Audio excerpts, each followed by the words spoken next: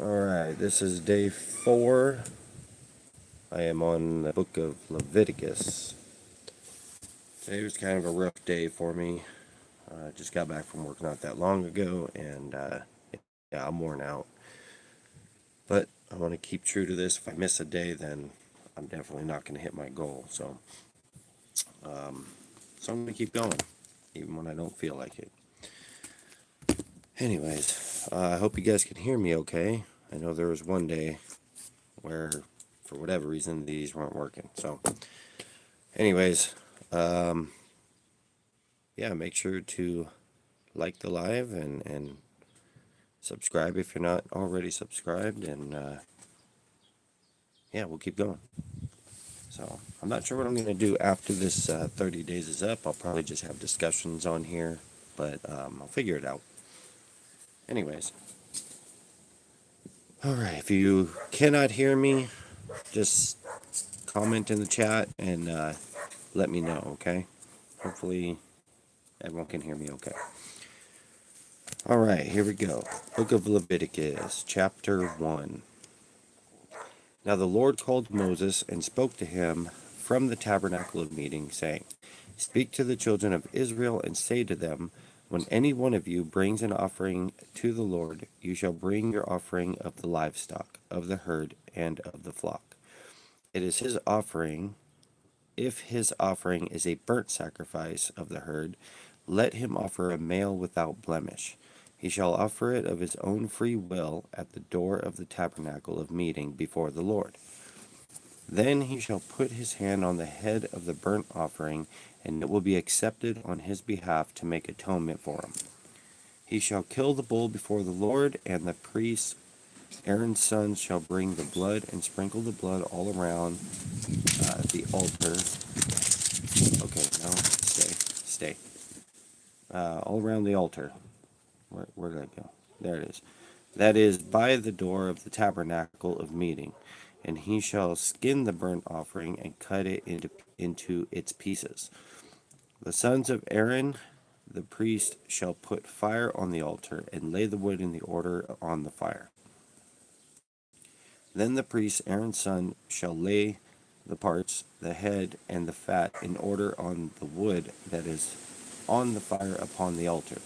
But he shall wash its entrails and its legs with water, and the priest shall burn all on the altar as a burnt sacrifice, an offering made by fire, a sweet aroma to the Lord. If his offering is of the flocks, of the sheep, or of the goats, as a burnt sacrifice, he shall bring a male without blemish. He shall kill it on the north side of the altar before the Lord and the priests. Aaron's sons shall sprinkle its blood all around the altar. And he shall cut it into its pieces with its head and its fat, and the priest shall lay them in order on the wood that is on the fire upon the altar. Then he shall wash the entrails and the legs with water. Then the priest shall bring it all and burn it on the altar. It is a burnt sacrifice, an offering made by fire, a sweet aroma to the Lord. And if the burnt sacrifice of his offering to the Lord is of birds, then he shall bring his offering of turtle doves or young pigeons. The priest shall bring it to the altar, wring off its head, and burn it on the altar. Its blood shall be drained out of the side of the altar, and he shall remove its crop with its feathers and cast it beside the altar on the east side, into the place for ashes. Then he shall split it at its wings, but shall not divide it completely. And the priest shall burn it on the altar, on the wood that is on the fire. It is a burnt sacrifice, an offering made by fire, a sweet aroma to the Lord. Chapter 2. Hope you guys enjoy this. When anyone offers a grain offering to the Lord, his offering shall be of fine flour, and he shall pour oil on it, and put frankincense on it. He shall bring it to Aaron's sons, the priests, one of whom shall take from it his handful of fine flour and oil with all the frankincense.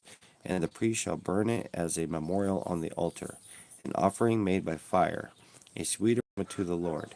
The rest of the grain offering shall be Aaron and his sons.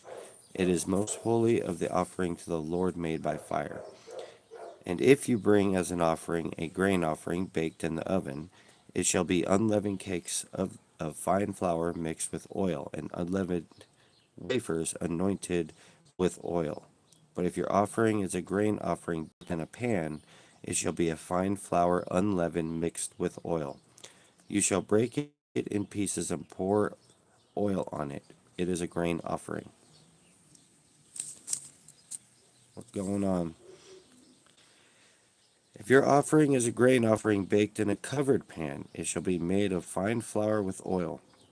You shall bring the grain offering that is made of these things to the Lord, and when it is presented to the priest, he shall bring it to the altar.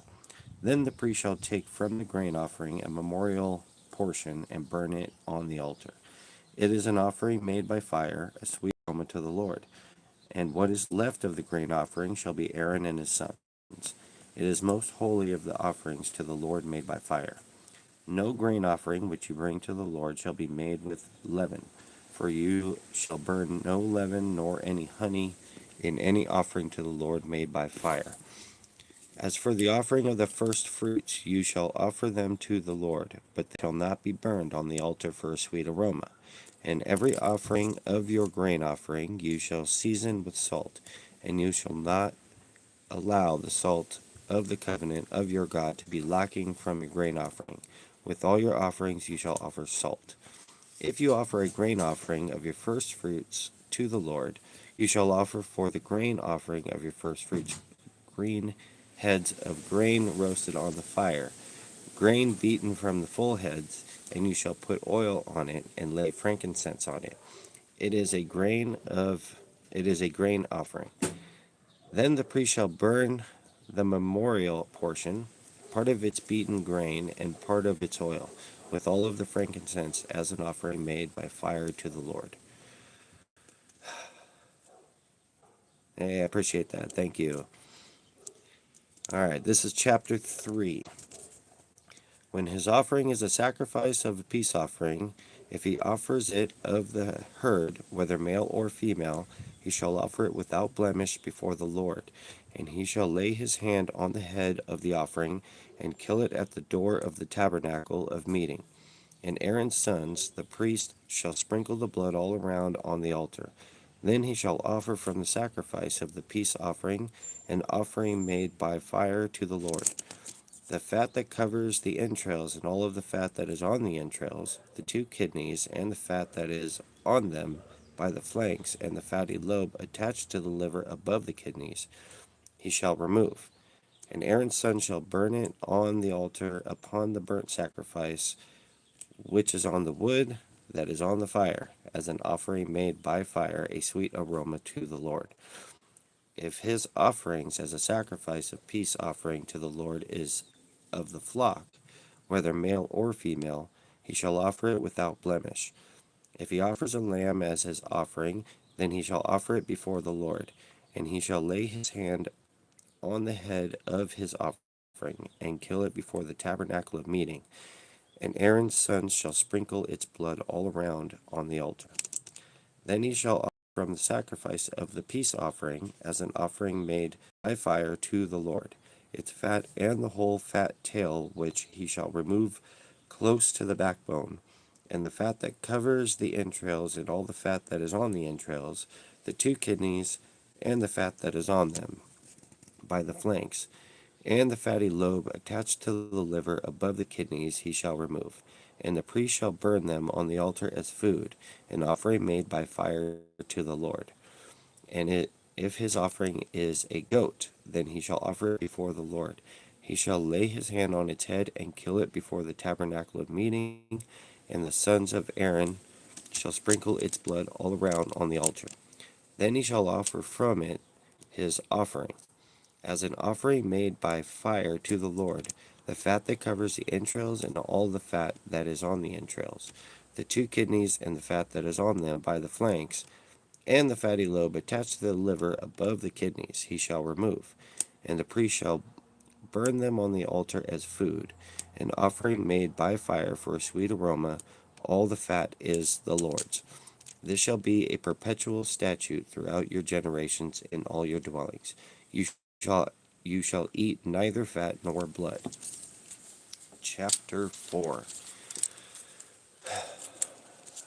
Now the Lord spoke to Moses, saying, Speak to the children of Israel, saying, If a person sins unintentionally against any of the commandments of the Lord in anything which ought not to be done, and does any of them, if the anointed priest sins, bringing guilt on the people, then let him offer to the Lord for his sin, which he has sinned, a young bull without blemish, as a sin offering. He shall bring the bull to the door of the tabernacle of meeting before the Lord, lay his hand on the bull's head, and kill the bull before the Lord. Then the anointed priest shall take some of the bull's blood and bring it to the tabernacle of meeting. The priest shall dip his finger in the blood and sprinkle some of the blood 7 times before the Lord, in front of the veil of the sanctuary, and the priest shall put some of the blood on the horns of the altar of sweet incense before the Lord, which is in the tabernacle of meeting. And he shall pour the remaining blood of the bull at the base of the altar of the burnt offering, which is at the door of the tabernacle of meeting. He shall take from it all the fat of the bull as the sin offering, the fat that covers the entrails, and all the fat which is on the entrails, the 2 kidneys, and the fat that is on them by the flanks, and the fatty lobe attached to the liver above the kidneys. He shall remove as it was taken from the bull of the sacrifice of peace offering, and the priest shall burn them on the altar of the burnt offering. But the bull's hide and all its flesh, with its head and legs, its entrail and offal, the whole bull he shall carry outside the camp to a clean place where the ashes are poured out, and burn it on wood with fire. Where the ashes are poured out, it shall be burned. Now, if the whole congregation of Israel sins unintentionally, and the thing is hidden from the eyes of the assembly, and they have done something against any of the commandments of the Lord in anything which should not be done, and are guilty when the sin which they have committed becomes known, then the assembly shall offer a young bull for the sin, and bring it before the tabernacle of meeting, and the elders of the congregation shall lay their hands on the head of the bull before the Lord. Then the bull shall be killed before the Lord. The anointing priest shall bring some of the bull's blood to the tabernacle of meeting. Then the priest shall dip his finger in the blood and sprinkle it 7 times before the Lord in front of the veil. And he shall put some of the blood on the horns of the altar which is before the Lord, which is in the tabernacle of meeting. And he shall pour the remaining blood at the base of the altar of burnt offering, which is at the door of the tabernacle of meeting. He shall take all of the fat from it and burn it on the altar, and he shall do with the bull as he did with the bull as a sin offering. Thus he shall do with it. So the priest shall make atonement for them, and it shall be forgiven them. Then he shall carry the bull outside the camp, and burn it as he burned the first bull. It is a sin offering for the assembly. When a ruler has sinned and done something unintentionally against any of the commandments of the Lord his God in anything which should not be done, and is guilty, or if his sin which he has committed comes to his knowledge, he shall bring as his offering a kid of the goats, a male without blemish, and he shall lay his hand on the head of the goat and kill it at the place where they killed the burnt offering before the Lord. It is a sin offering. The priest shall take some of the blood of the sin offering with his finger, put it on the horns of the altar of burnt offering, and pour its blood at the base of the altar of burnt offering. And he shall burn all its fat on the altar, like the fat of the sacred of the peace offering. So the priest shall make atonement for him concerning his sins, and it shall be forgiven him. If any one of the common people sins unintentionally by doing something against any of the commandments of the Lord in anything which ought not be done, and is guilty, or if his sin which he has committed comes to his knowledge, Then he shall bring as his offering a kid of the goats, a female without blemish, for his sin which he has committed. And he shall lay his hand on the head of the sin offering, and kill the sin offering at the place of the burnt offering. Then the priest shall take some of its blood with his finger, put it on the horns of the altar of burnt offering, and pour all the remaining blood at the base of the altar. He shall remove all its fat, as fat is removed from the sacrifice of the peace offering. And the priest shall burn it on the altar for a sweet aroma to the Lord. So the priest shall make atonement for him, and it shall be forgiven him. If he brings a lamb as his sin offering, he shall bring a female without blemish. Then he shall lay his hand on the head of the sin offering and kill it as a sin offering at the place where they kill the burnt offering. The priest shall take some of the blood and the sin offering with his finger, put it on the horns of the altar of burnt offering, and pour all the remaining blood at the base of the altar. He shall remove all its fat, as the fat of the lamb is removed from the sacrifice of the peace offering.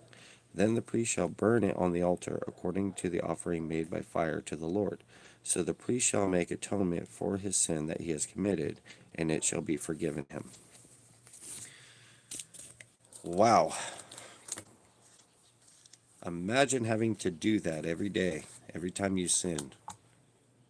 That's crazy. That is a lot of work. All right, let's keep going. Chapter 5.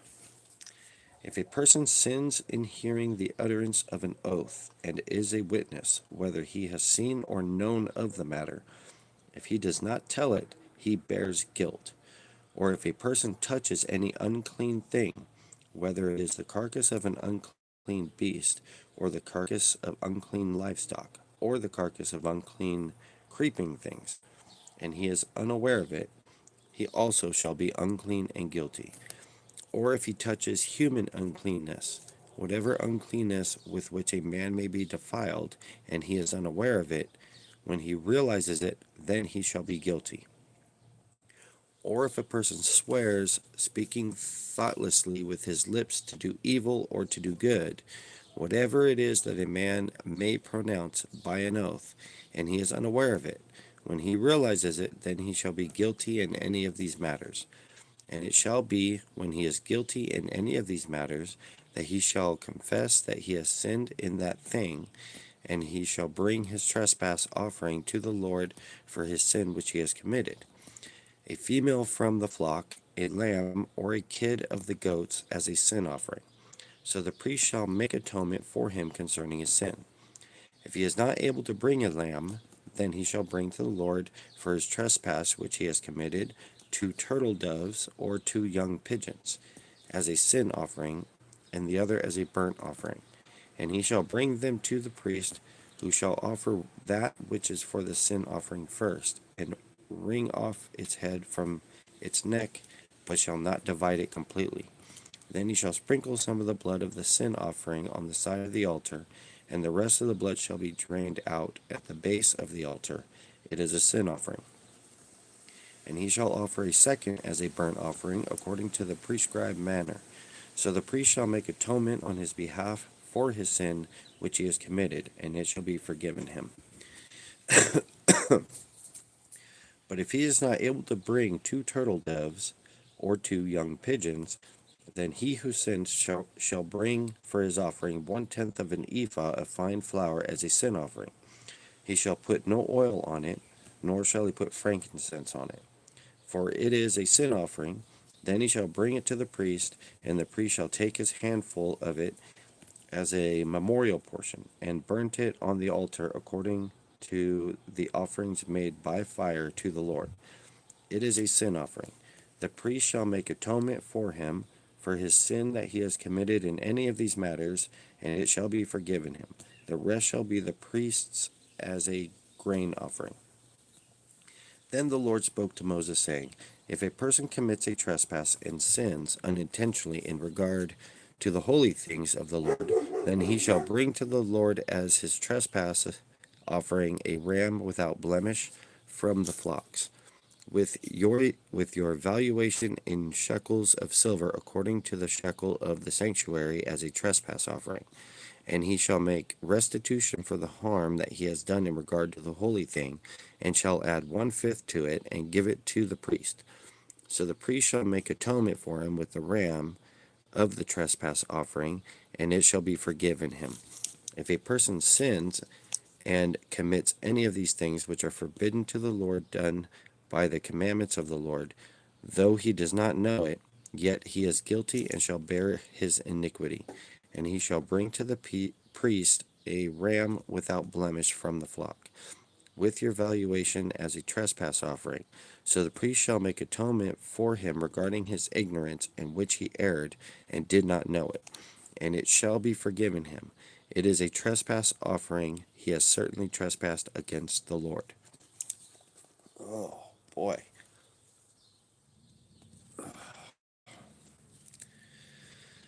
All right.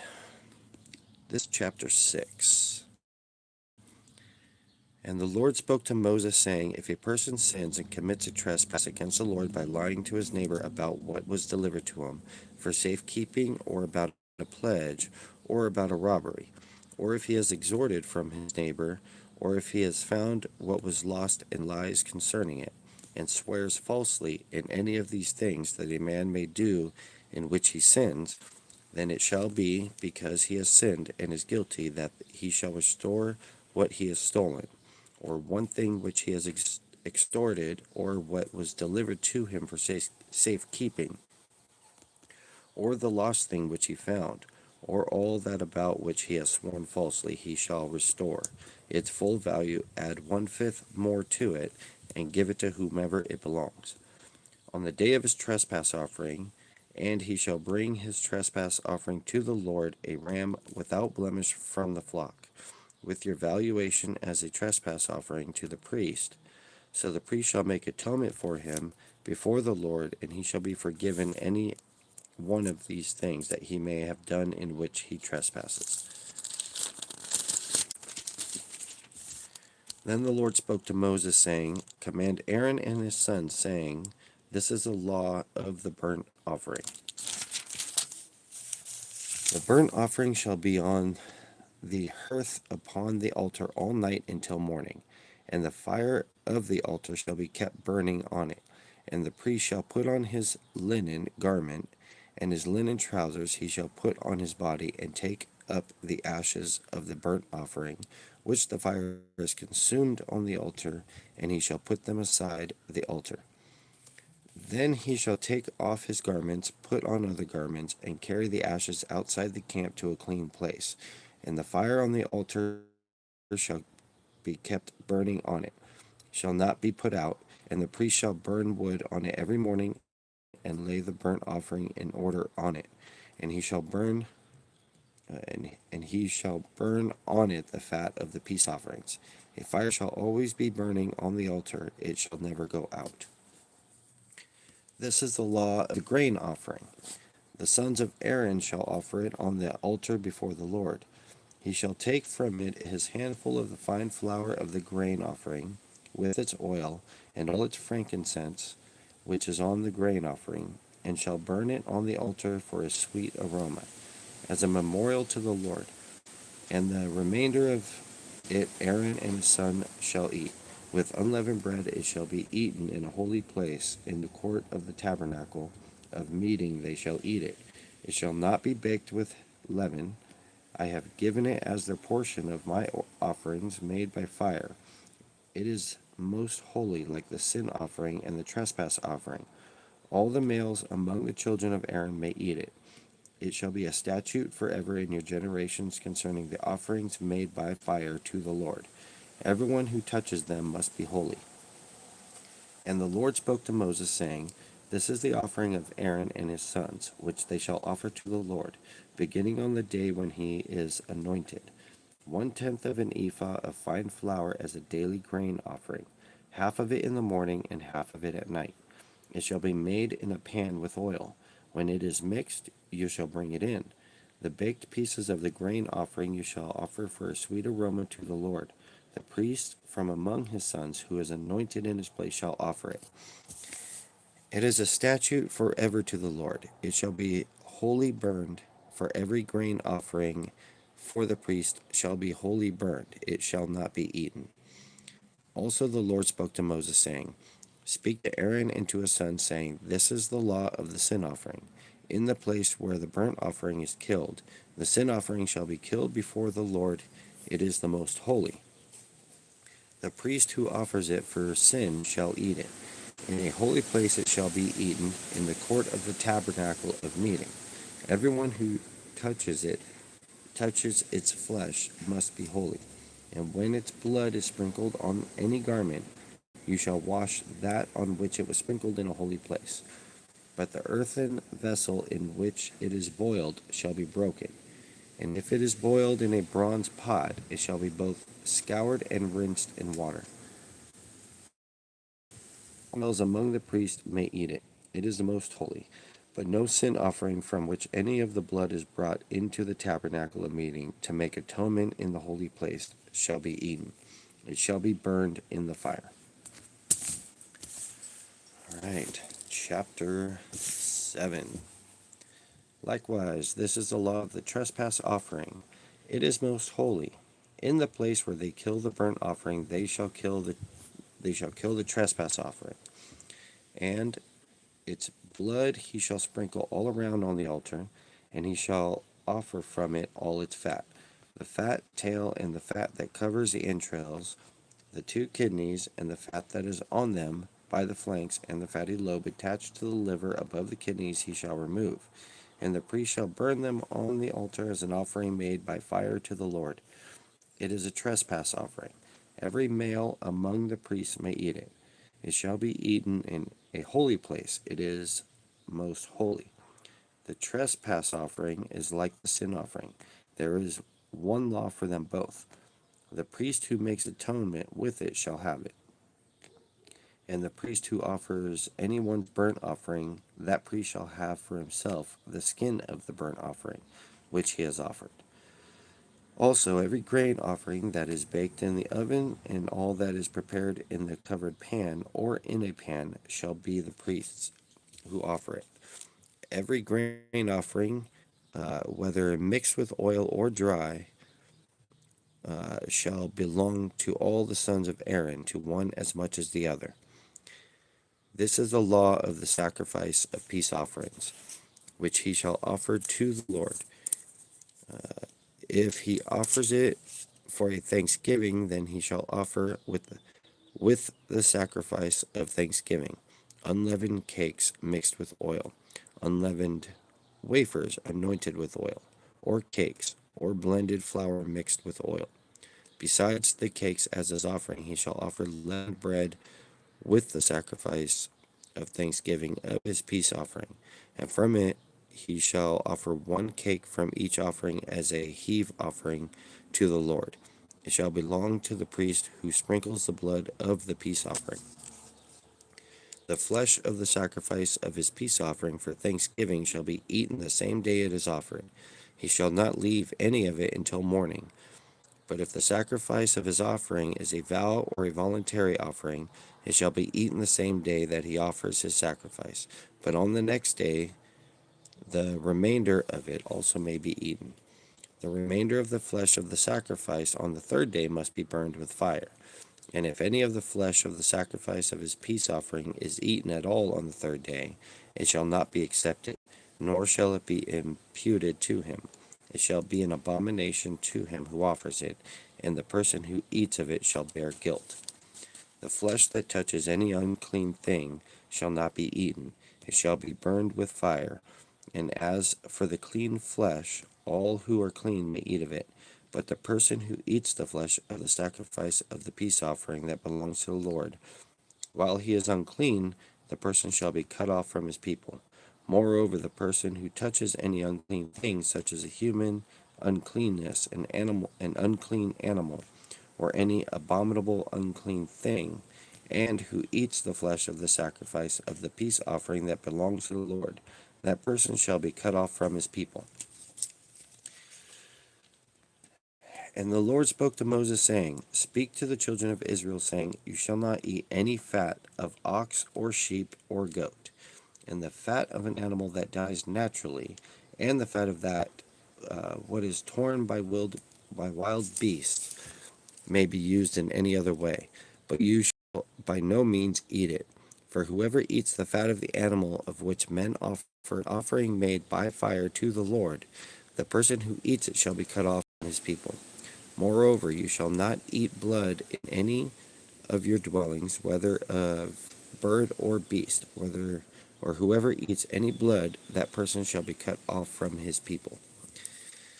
Then the Lord spoke to Moses, saying, Speak to the children of Israel, saying, He who offers a sacrifice of his peace of offering to the Lord shall bring his offering to the Lord from the sacrifice of his peace offering. His own hand shall bring the offering made by fire to the Lord. The fat with the breast he shall bring, and the breast may be waved as a wave offering before the Lord. And the priest shall burn the fat on the altar, but the breast shall be Aaron's and his sons. And the right thigh you shall give to the priest as a heave offering from the sacrifice of your peace offerings. He among the sons of Aaron who offers the blood of the peace offering and the fat shall have the right thigh for his part.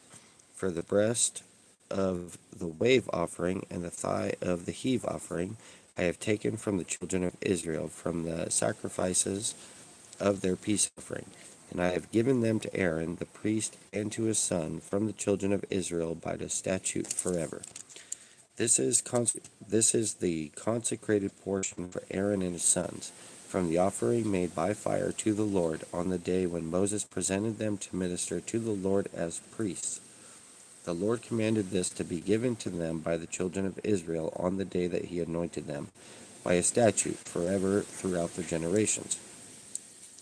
This is the law of the burnt offering, the grain offering, the sin offering, the trespass offering, the consecrations, and the sacrifice of the peace offering, which the Lord commanded Moses on Mount Sinai on the day when he commanded the children of Israel to offer their offerings to the Lord in the wilderness of Sinai. Okay, chapter 8. I am going to take a small break, but I will be right back. Leave that there.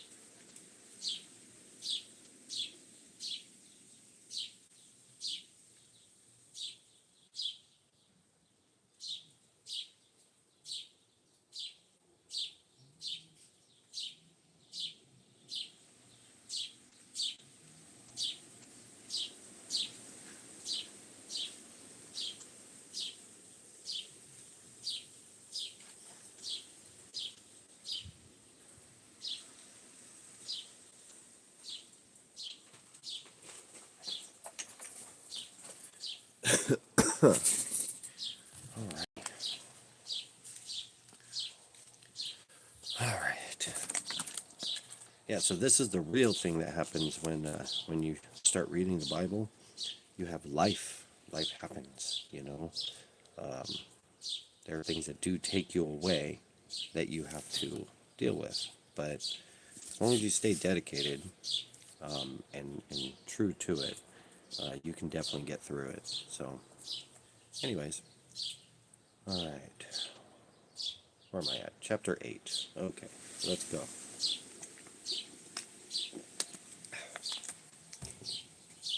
All right, chapter 8. And the Lord spoke to Moses, saying, Take Aaron and his sons with him, and the garments, the anointing oil, a bull as the sin offering, 2 rams, and a basket of unleavened bread, and gather all the congregation together at the door of the tabernacle of meeting. So Moses did as the Lord commanded him, and the congregation was gathered together at the door of the tabernacle of meeting. And Moses said to the congregation, This is what the Lord commanded to be done. Then Moses brought Aaron and his sons and washed them with water, and he put the tunic on him, girded him with the sash, clothed him with the robe, and put the ephod on him. And he girded him with the intricately woven band of the ephod, and with it tied the ephod on him. Then he put the breastplate on him, and he put the Urim and the Thummim in the breastplate. And he put the turban on his head.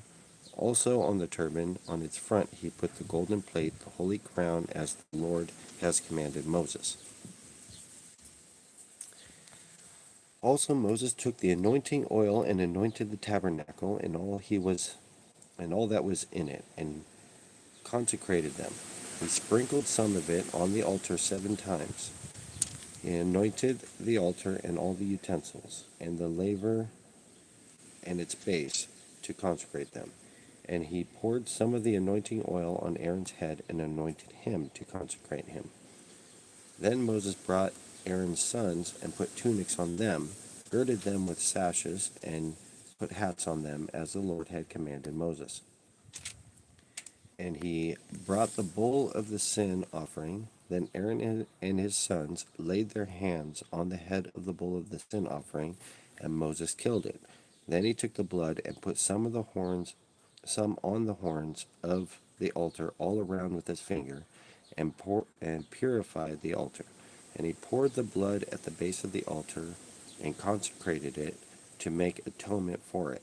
Then he took all the fat that was on the entrails, the fatty lobe attached to the liver, and the 2 kidneys with their fat, and Moses burned them on the altar. But the bull, its hide, its flesh, and its offal, he burned with the fire outside the camp, as the Lord had commanded Moses. Then he brought the ram as a burnt offering, and Aaron and his sons laid their hands on the head of the ram, and then Moses killed it. Then he sprinkled the blood all around on the altar, and he cut the ram into pieces, and Moses burned the head, the pieces, and the fat. Then he washed the entrails and the legs in water, and Moses burnt the whole ram on the altar. It was a burnt sacrifice for a sweet aroma, an offering made by fire to the Lord, as the Lord had commanded Moses. And he brought the second ram, the ram of consecration. Then Aaron and his sons laid their hands on the head of the ram, and Moses killed it. Also he took some of its blood and put it on the tip of Aaron's right ear, on the thumb of his right hand, and on the big toe of his right foot. Then he brought Aaron's sons, and Moses put some of the blood on the tips of their right ears, on the thumbs of their right hands, and the big toes of their right feet. And Moses sprinkled the blood all around on the altar. Then he took the fat and the fat tail, all the fat that was on the entrails, the fatty lobe attached to the liver, the 2 kidneys and their fat, and the right thigh. And from the basket of unleavened bread that was before the Lord, he took an unleavened cake, a cake of bread anointed with oil, and 1 wafer, and put them on the fat and on the right thigh. And he put all these in Aaron's hands and in his sons' hands, and waved them as a wave offering before the Lord. Then Moses took them from their hands and burned them on the altar, on the burnt offering. They were consecrated. They were consecration offerings for a sweet aroma. That was an offering made by fire to the Lord. And Moses took the breast and waved it as a wave offering before the Lord. It was Moses' part of the ram of consecration, as the Lord had commanded Moses. Then Moses took some of the anointing oil and some of the blood which was on the altar, and sprinkled it on Aaron, on his garments, on his sons, and on the garments of his sons with him. And he consecrated Aaron, his garments, his sons, and the garments of his sons with him. And Moses said to Aaron and his sons, Boil the flesh at the door of the tabernacle of meeting, and eat it there with the bread that is in the basket of consecration offerings, as I commanded, saying, Aaron and his sons shall eat it. What remains of the flesh and of the bread you shall burn with the fire. You shall not go outside the door of the tabernacle of meeting for 7 days until the days of your consecration are ended. For 7 days he shall consecrate you as he has done this day. So the Lord has commanded to do, to make atonement for you. Therefore you shall stay at the door of the tabernacle of meeting day and night for 7 days, and keep the charge of the Lord, so that you may not die. For so I have been commanded. So Aaron and his sons did all the things that the Lord has commanded by the hand of Moses. Chapter 9. It came to pass on the 8th day that Moses called Aaron and his sons and the elders of Israel, and he said to Aaron, Take for yourself a young bull as a sin offering, and a ram as a burnt offering, without blemish, and offer them before the Lord. And to the children of Israel you shall speak, saying, Take a kid of the goats as a sin offering, and a calf and a lamb, both of the first year, without blemish, as a burnt offering, also a bull and a ram as peace offerings, to sacrifice before the Lord, and grain offering mixed with oil. For today the Lord will appear to you. So they brought what Moses commanded before the tabernacle of meeting, and all the consecration drew near and stood before the Lord. Then Moses said, This is a thing which the Lord commanded you to do, and the glory of the Lord will appear to you. And Moses said to Aaron, Go to an altar, offer your sin offerings and your burnt offering, and make atonement for yourself and for the people. Offer the offering of the people and make atonement for them as the Lord commanded. Aaron therefore went to the altar and killed the calf on the sin offering, which was for himself. Then the sons of Aaron brought the blood to him, and he dipped his finger in the blood, put it on the horns of the altar, and poured the blood at the base of the altar. But the fat, the kidneys, and the fatty lobe of the liver of the sin offering he burned on the altar, as the Lord had commanded Moses. The flesh and the hide he burned with fire outside the camp. And he killed the burnt offering, and Aaron's sons presented to him the blood, which he sprinkled all around on the altar. Then they presented the burnt offering to him with its pieces and head, and he burned them on the altar. And he washed the entrails and the legs and burned them with the burnt offering on the altar. Then he brought the people's offering and took the goat, which was the sin offering for the people, and killed it and offered it for sin, like the first one. And he brought the burnt offering and offered it according to the prescribed manner. Then he brought the grain offering, took a handful of it, and burned it on the altar, besides the burnt sacrifice of the morning. He also killed the bull and the ram as sacrifices of peace offerings, which were for the people. And Aaron's sons presented to him the blood, which he sprinkled all around on the altar, and the fat from the bull and the ram, the fatty tail, what covers the entrails and the kidneys, and the fatty lobe attached to the liver, and they put the fat on the breast. Then he burned the fat on the altar, but the breast and the right thigh Aaron waved as a wave offering before the Lord, as Moses had commanded.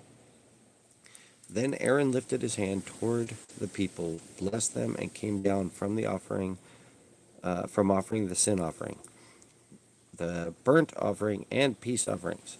And Moses and Aaron went into the tabernacle of meeting and came out and blessed the people. Then the glory of the Lord appeared to all of them, and fire came out from before the Lord and consumed the burnt offerings and the fat on the altar. When all the people saw it, they shouted and fell on their faces.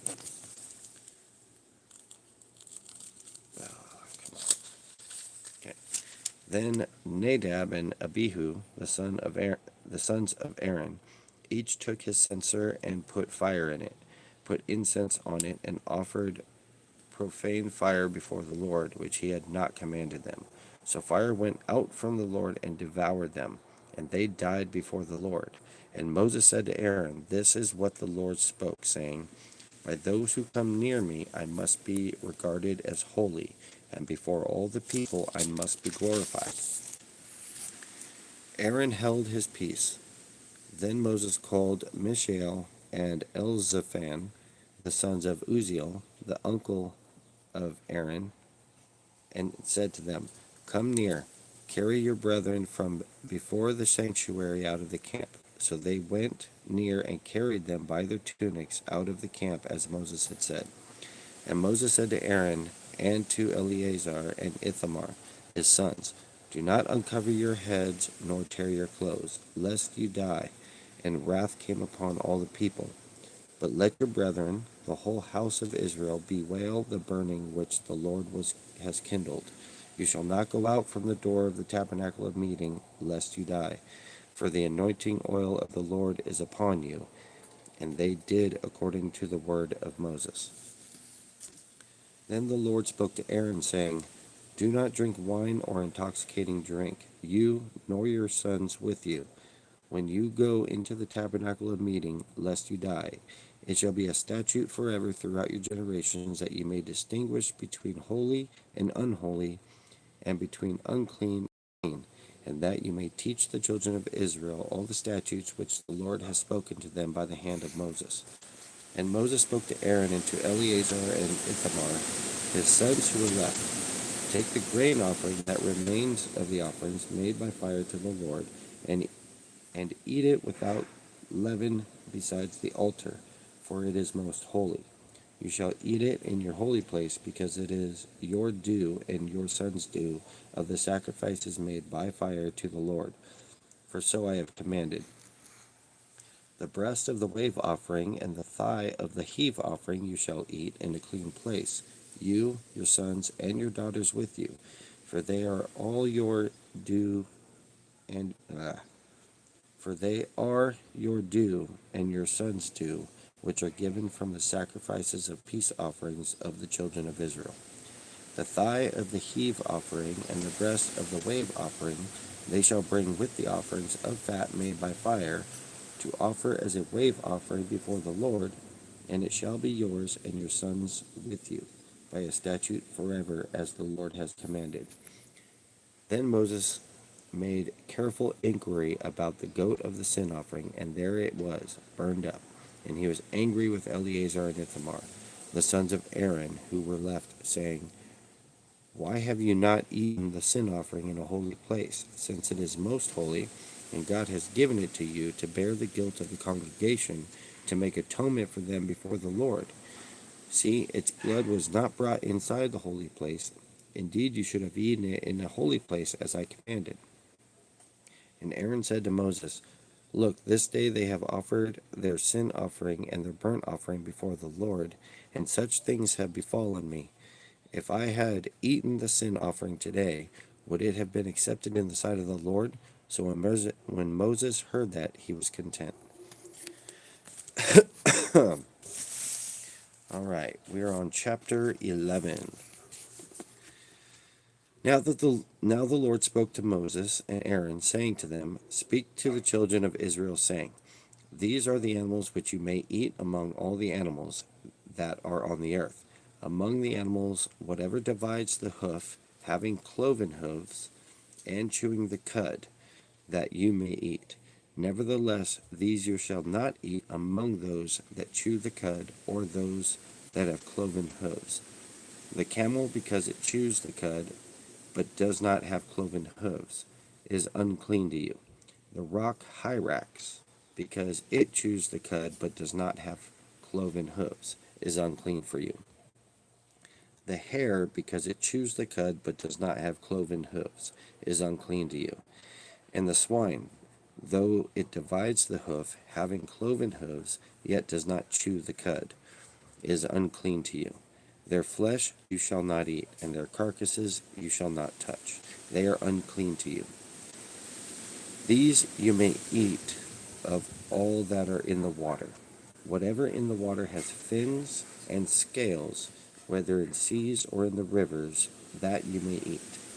But all in the seas or in the rivers that do not have fins and scales, all that move in the water, or any living thing which is in the water, they are an abomination to you. They shall be an abomination to you. You shall not eat their flesh, but you shall regard their carcasses as an abomination. Whatever in the water does not have fins or scales, that shall be an abomination to you. And these you shall regard as an abomination among the birds. They shall not be eaten. They are an abomination. The eagle, the vulture, the buzzard, the kite, and the falcon after its kind, every raven after its kind, the ostrich, the short-eared owl, the seagull, and the hawk after its kind, the little owl, the fisher owl, and the screech owl, the white owl, the jackdaw, and the carrion vulture, the stork, the heron after its kind, the hoopoe, and the bat. All flying insects that creep on all fours shall be an abomination to you. Yet these you may eat of every flying insect that creeps on all fours. Those which have jointed legs above their feet, with which to leap on the earth. These you may eat. The locust after its kind, the destroying locust after its kind, the cricket after its kind, and the grasshopper after its kind. But all other flying insects which have 4 feet shall be an abomination to you. Okay, that's interesting. So we can eat crickets. At least they could eat crickets. They could eat grasshoppers and locusts. That sounds gross. Ooh. Okay, continuing. By these you shall become unclean. Whoever touches the carcass of any of them shall be unclean until evening. Whoever carries part of the carcass of any of them shall wash their clothes and be unclean until evening. The carcass of any animal which divides the foot, which is not cloven hoofed, or does not chew the cud, is unclean for you. Everyone who touches it shall be unclean. And whatever goes on its paws among all kinds of animals that go on all fours, those are unclean to you. Whoever touches any such carcass shall be unclean until evening. Whoever carries any such carcass shall wash his clothes and be unclean until evening. It is unclean to you. These also shall be unclean to you among the creeping things that creep on the earth: the mole, the mouse, and the large lizard after its kind, the gecko, the monitor lizard, the sand reptile, and the sand lizard, and the chameleon.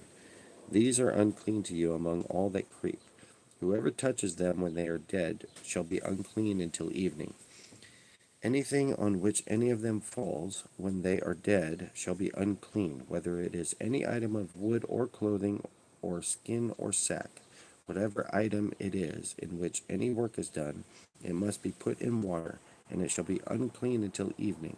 Then it shall be clean.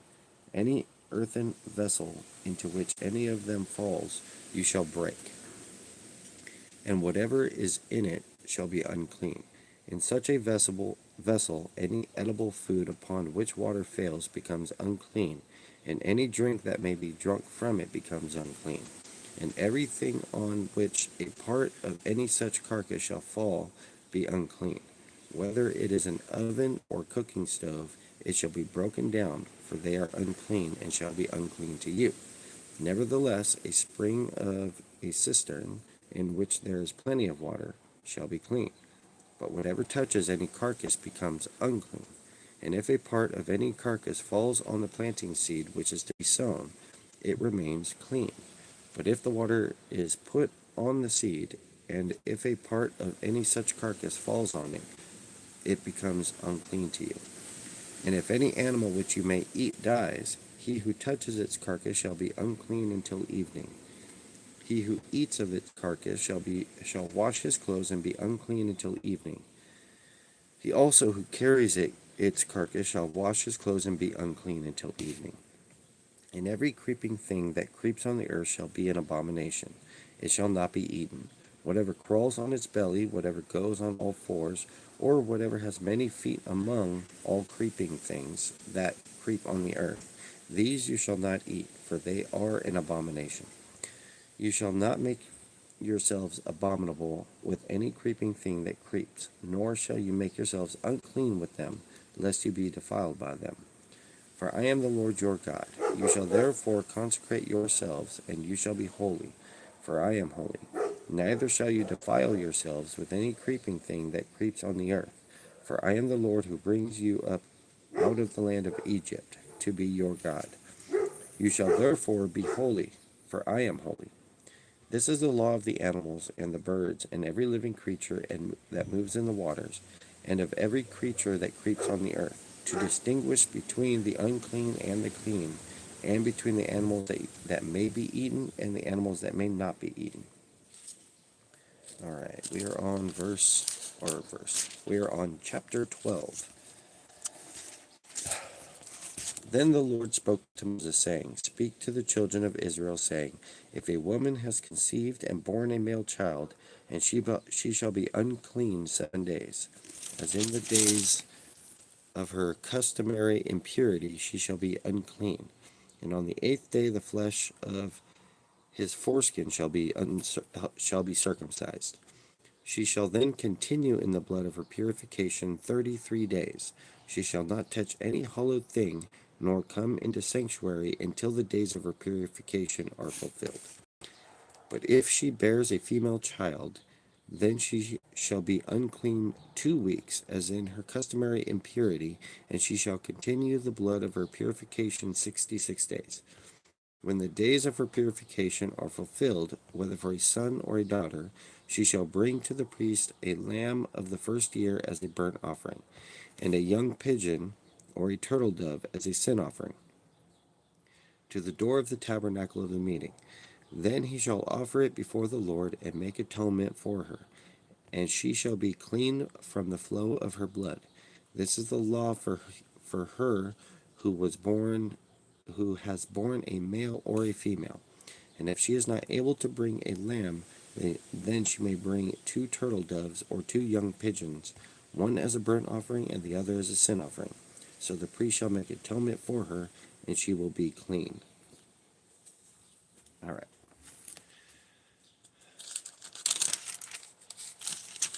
We are on chapter 13.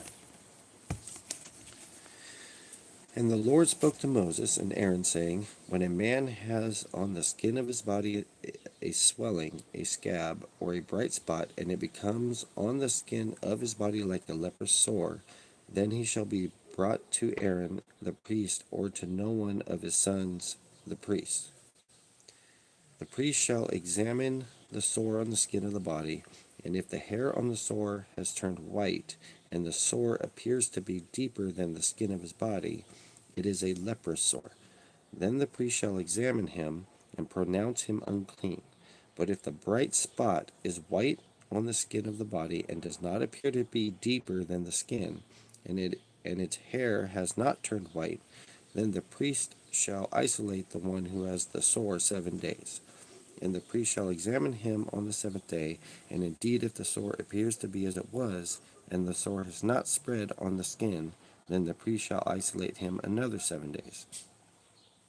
Then the priest shall examine him again on the 7th day, and indeed if the sore has faded, and the sore has not spread on the skin, then the priest shall pronounce him clean. It is only a scab, and he shall wash his clothes and be clean. But if the scab should at all spread over the skin, after he has been seen by the priest for his cleansing, he shall be seen by the priest again. And if the priest sees that the scab has indeed spread on the skin, then the priest shall pronounce him unclean. It is leprosy. When the leprous sore is on a person, Then he shall be brought to the priest, and the priest shall examine him, and indeed, if the swelling of the skin is white, and it has turned the hair white, and there is a spot of raw flesh in the swelling, it is an old leprosy on the skin of his body. The priest shall pronounce him unclean, and shall not isolate him, for he is unclean.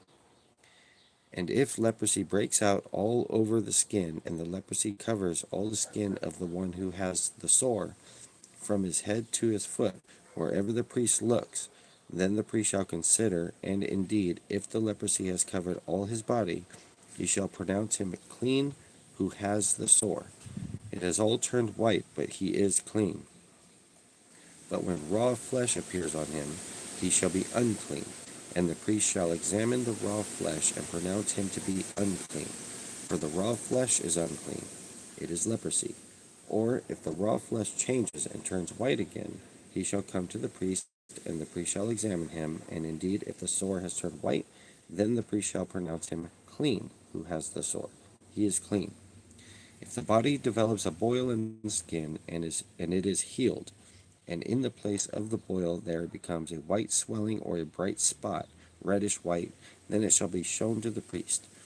And if, when the priest sees it, indeed appears deeper than the skin, and its hair has turned white, the priest shall pronounce him unclean. It is a leprous sore, which has broken out of the boil.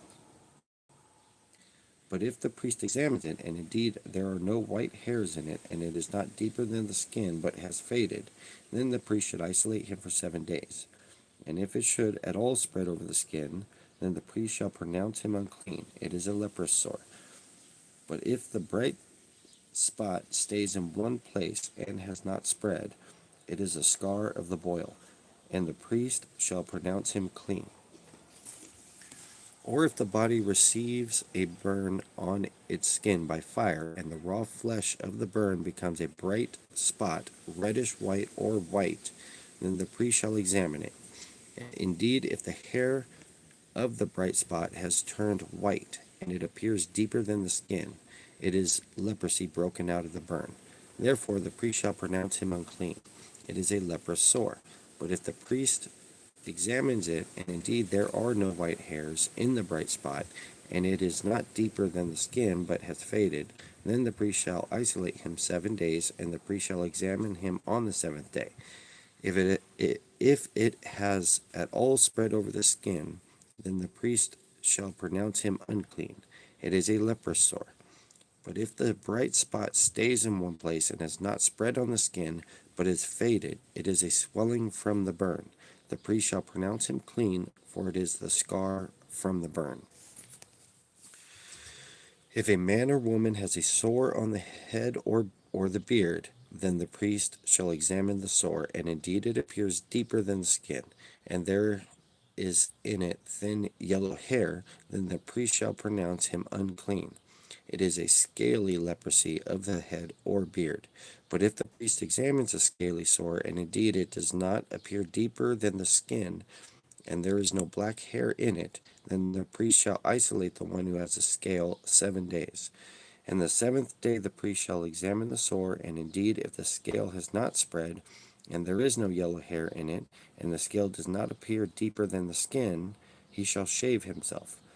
But the scale he shall not shave. And the priest shall isolate the one who has a scale on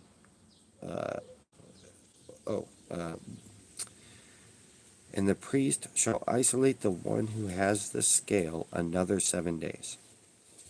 On the 7th day the priest shall examine the scale, and if indeed the scale has not spread over the skin, and does not appear deeper than the skin, then the priest shall pronounce him clean. He shall wash his clothes and be clean. But if the scale should at all spread over the skin after his cleansing, then the priest shall examine him. And indeed, if the scale has spread over the skin, the priest need not seek for yellow hair, he is unclean. But if the scale appears to be at a standstill, and there is black hair grown up in it, the scale has healed. He is clean, and the priest shall pronounce him clean. If a man or a woman has bright spots on the skin of the body, specifically white bright spots, then the priest shall look, and indeed if the bright spots on the skin of the body are dull white, if it is a white spot that grows on the skin, he is clean. As for the man whose hair has fallen from his head, he is bald, but he is clean. He whose hair has fallen from his forehead, he is bald on the forehead, but he is clean. And if there is on the bald head or bald forehead a reddish white sore, it is leprosy breaking out on the bald head or his bald forehead. Then the priest shall examine it, and indeed if the swelling of the sore is reddish white on his bald head or on his bald forehead, as the appearance of leprosy are on the skin of the body, he is a leprous man. He is unclean. The priest shall surely pronounce him unclean. His sore is on his head. Now the leper on whom the sore is, his clothes shall be torn and his head bare, and he shall cover his mustache and cry, Unclean, unclean. He shall be unclean all the days that he has a sore. He shall be unclean. He is unclean, and he shall dwell alone. His dwelling shall be outside the camp. Alrighty. Also, if a garment has a leprous plague in it, whether it is a woolen garment or a linen garment, whether it is in a warp or a woof of linen or wool, whether in leather or in anything made of leather, and if the plague is greenish or reddish in the garment or in the leather, whether in the warp or in the woof, or in anything made of leather, it is a leprous plague, and shall be shown to the priest.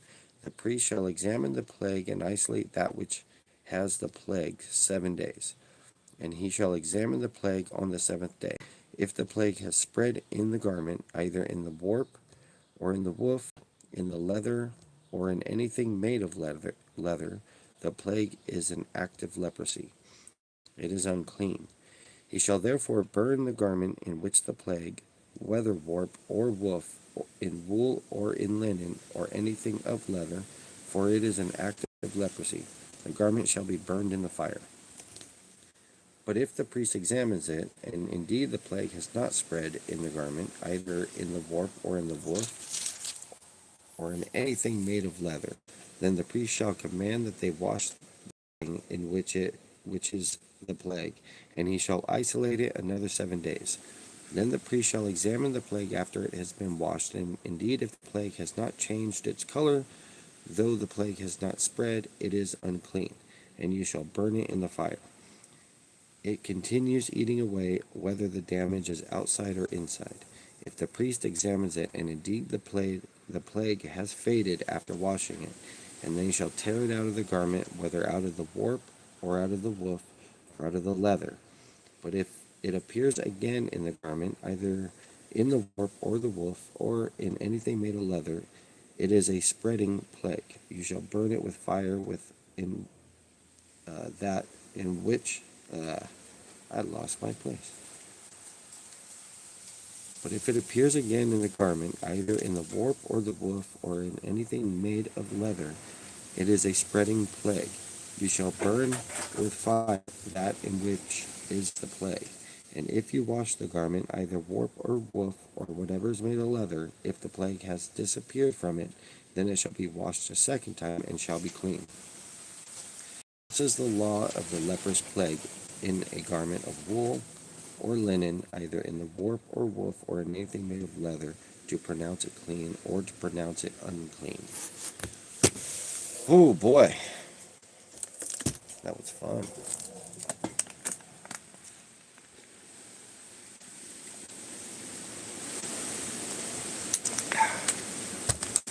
Alrighty, we are just over halfway done with this book. Alright, let's keep going, huh?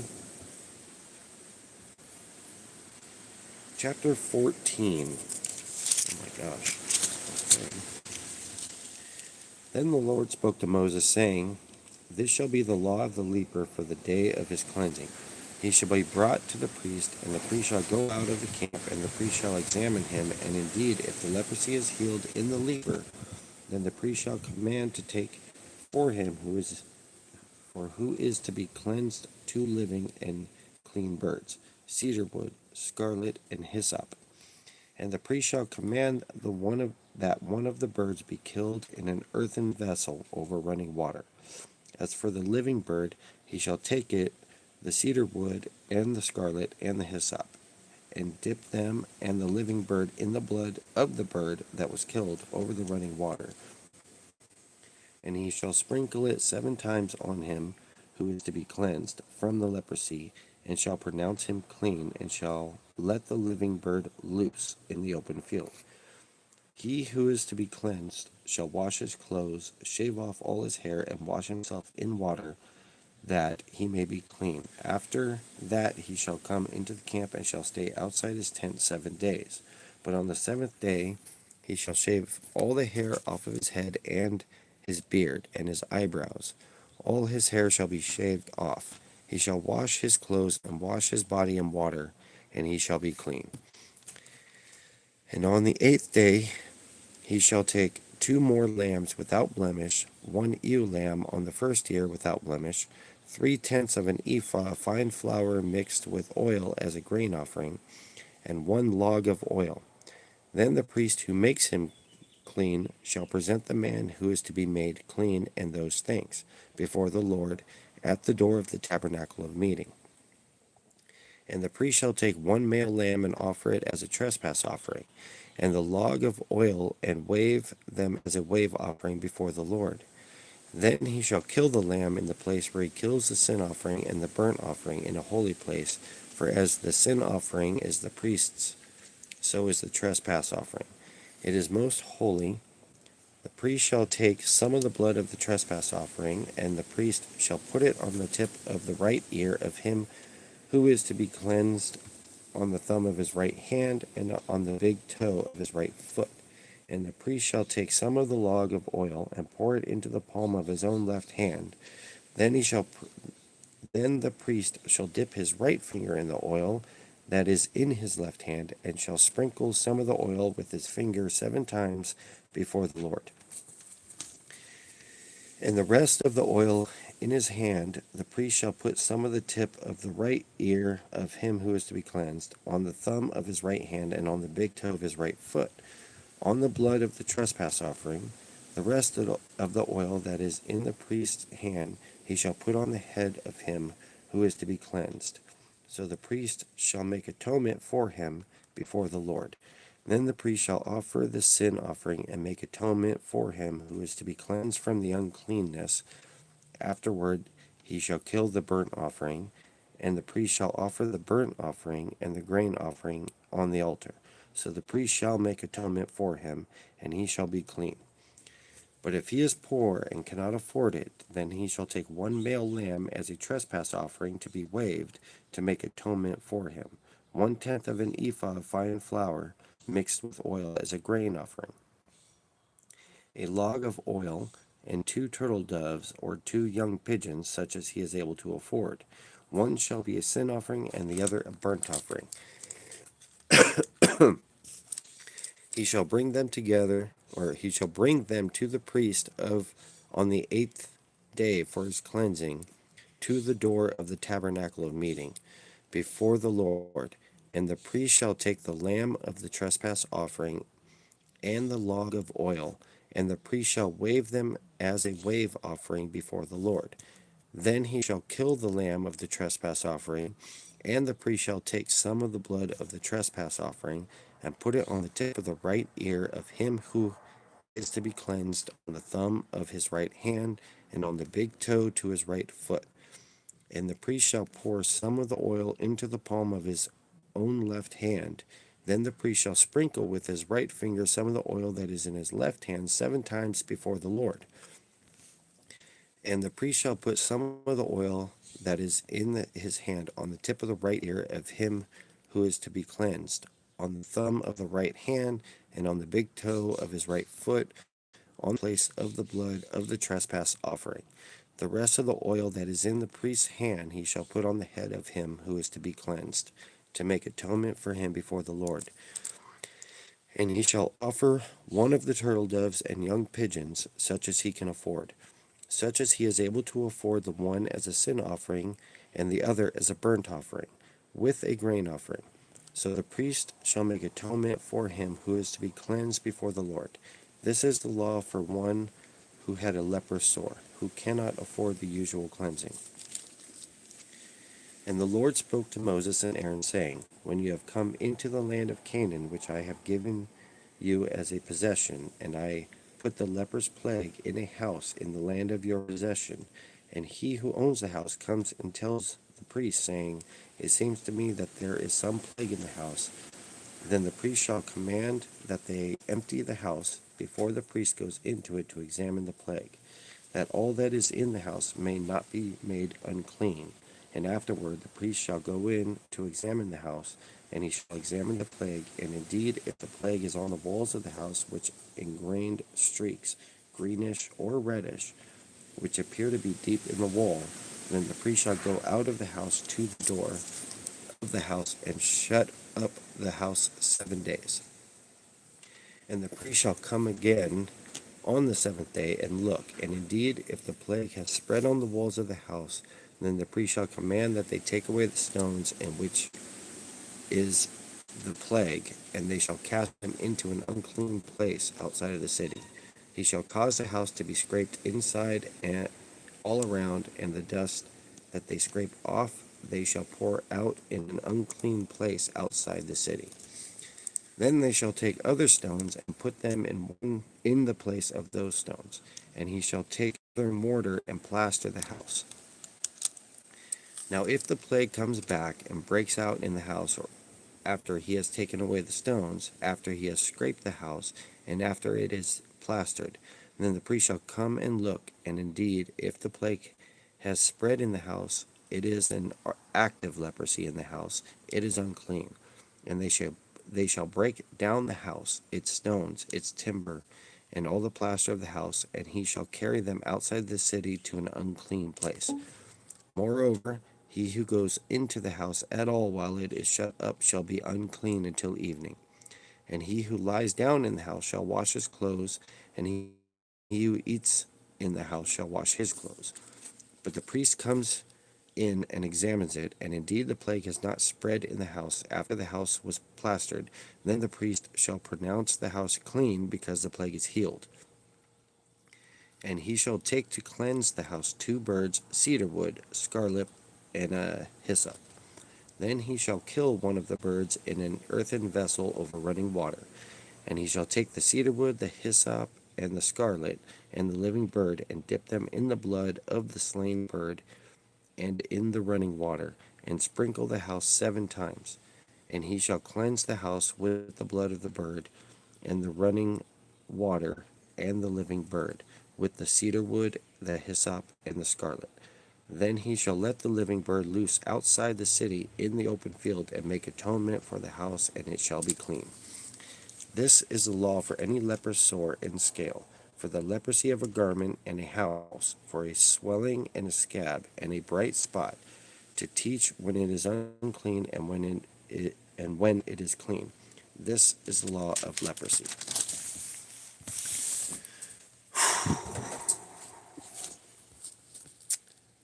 Chapter 15.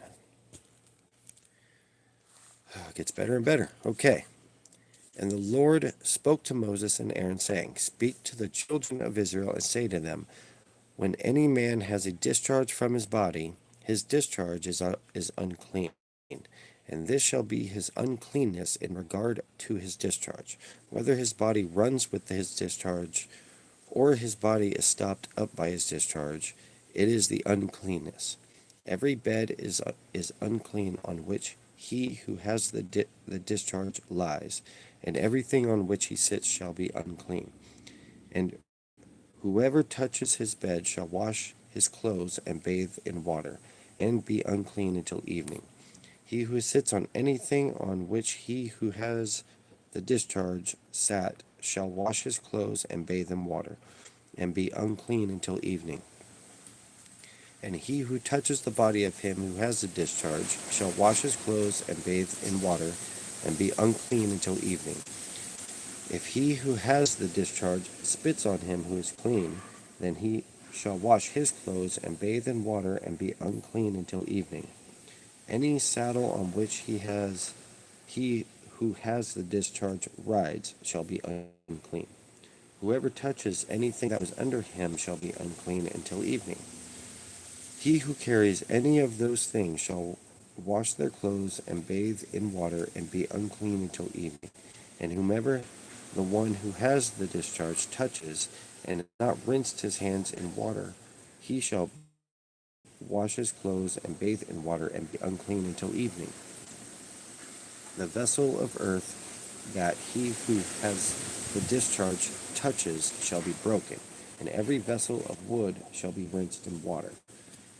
And when he who has a discharge is cleansed of his discharge, then he shall count for himself 7 days for his cleansing, wash his clothes, and bathe his body in running water. He shall be clean. On the 8th day he shall take for himself 2 turtle doves or 2 pigeons, and come before the Lord to the door of the tabernacle of meeting, and give them to the priest. Then the priest shall offer them, the one as a sin offering and the other as a burnt offering. So the priest shall make atonement for him before the Lord because of his discharge. If any man has an emission of semen, then he shall wash all his body in the water, and be unclean until evening. And any garment and any leather on which there is semen, it shall be washed with water, and be unclean until evening. Also, when a woman lies with a man, and there is an emission of semen, they shall bathe in water and be unclean until evening. If a woman has a discharge, and the discharge from her body is blood, she shall be set apart 7 days, and whoever touches her shall be unclean until evening.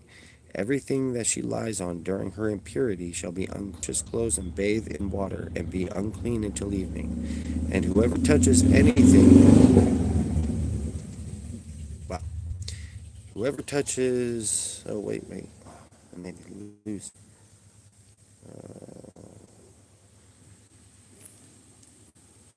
I lost my place. That threw me off. All right, and whoever touches anything that she sat on shall wash his clothes and bathe in water and be unclean until evening.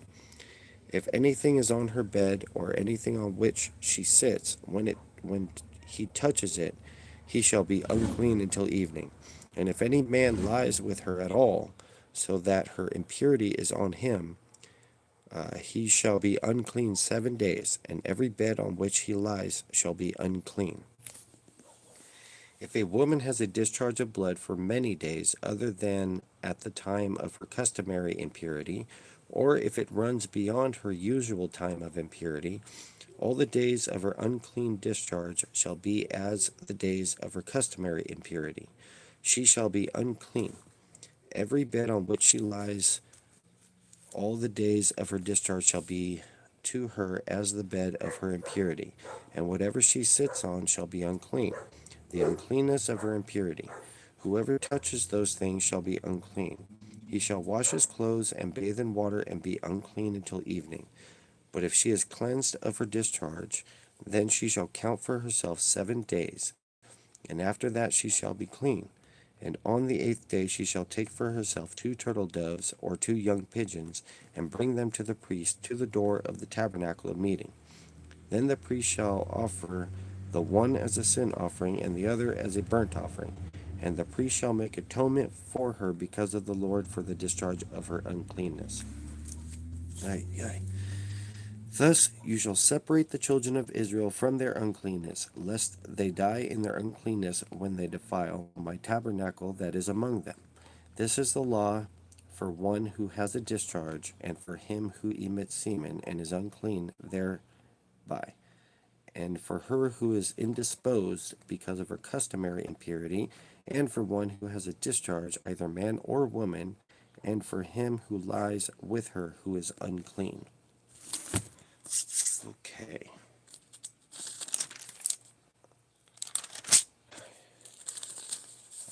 All right. I am going to take a small break again. I know. And I will be back.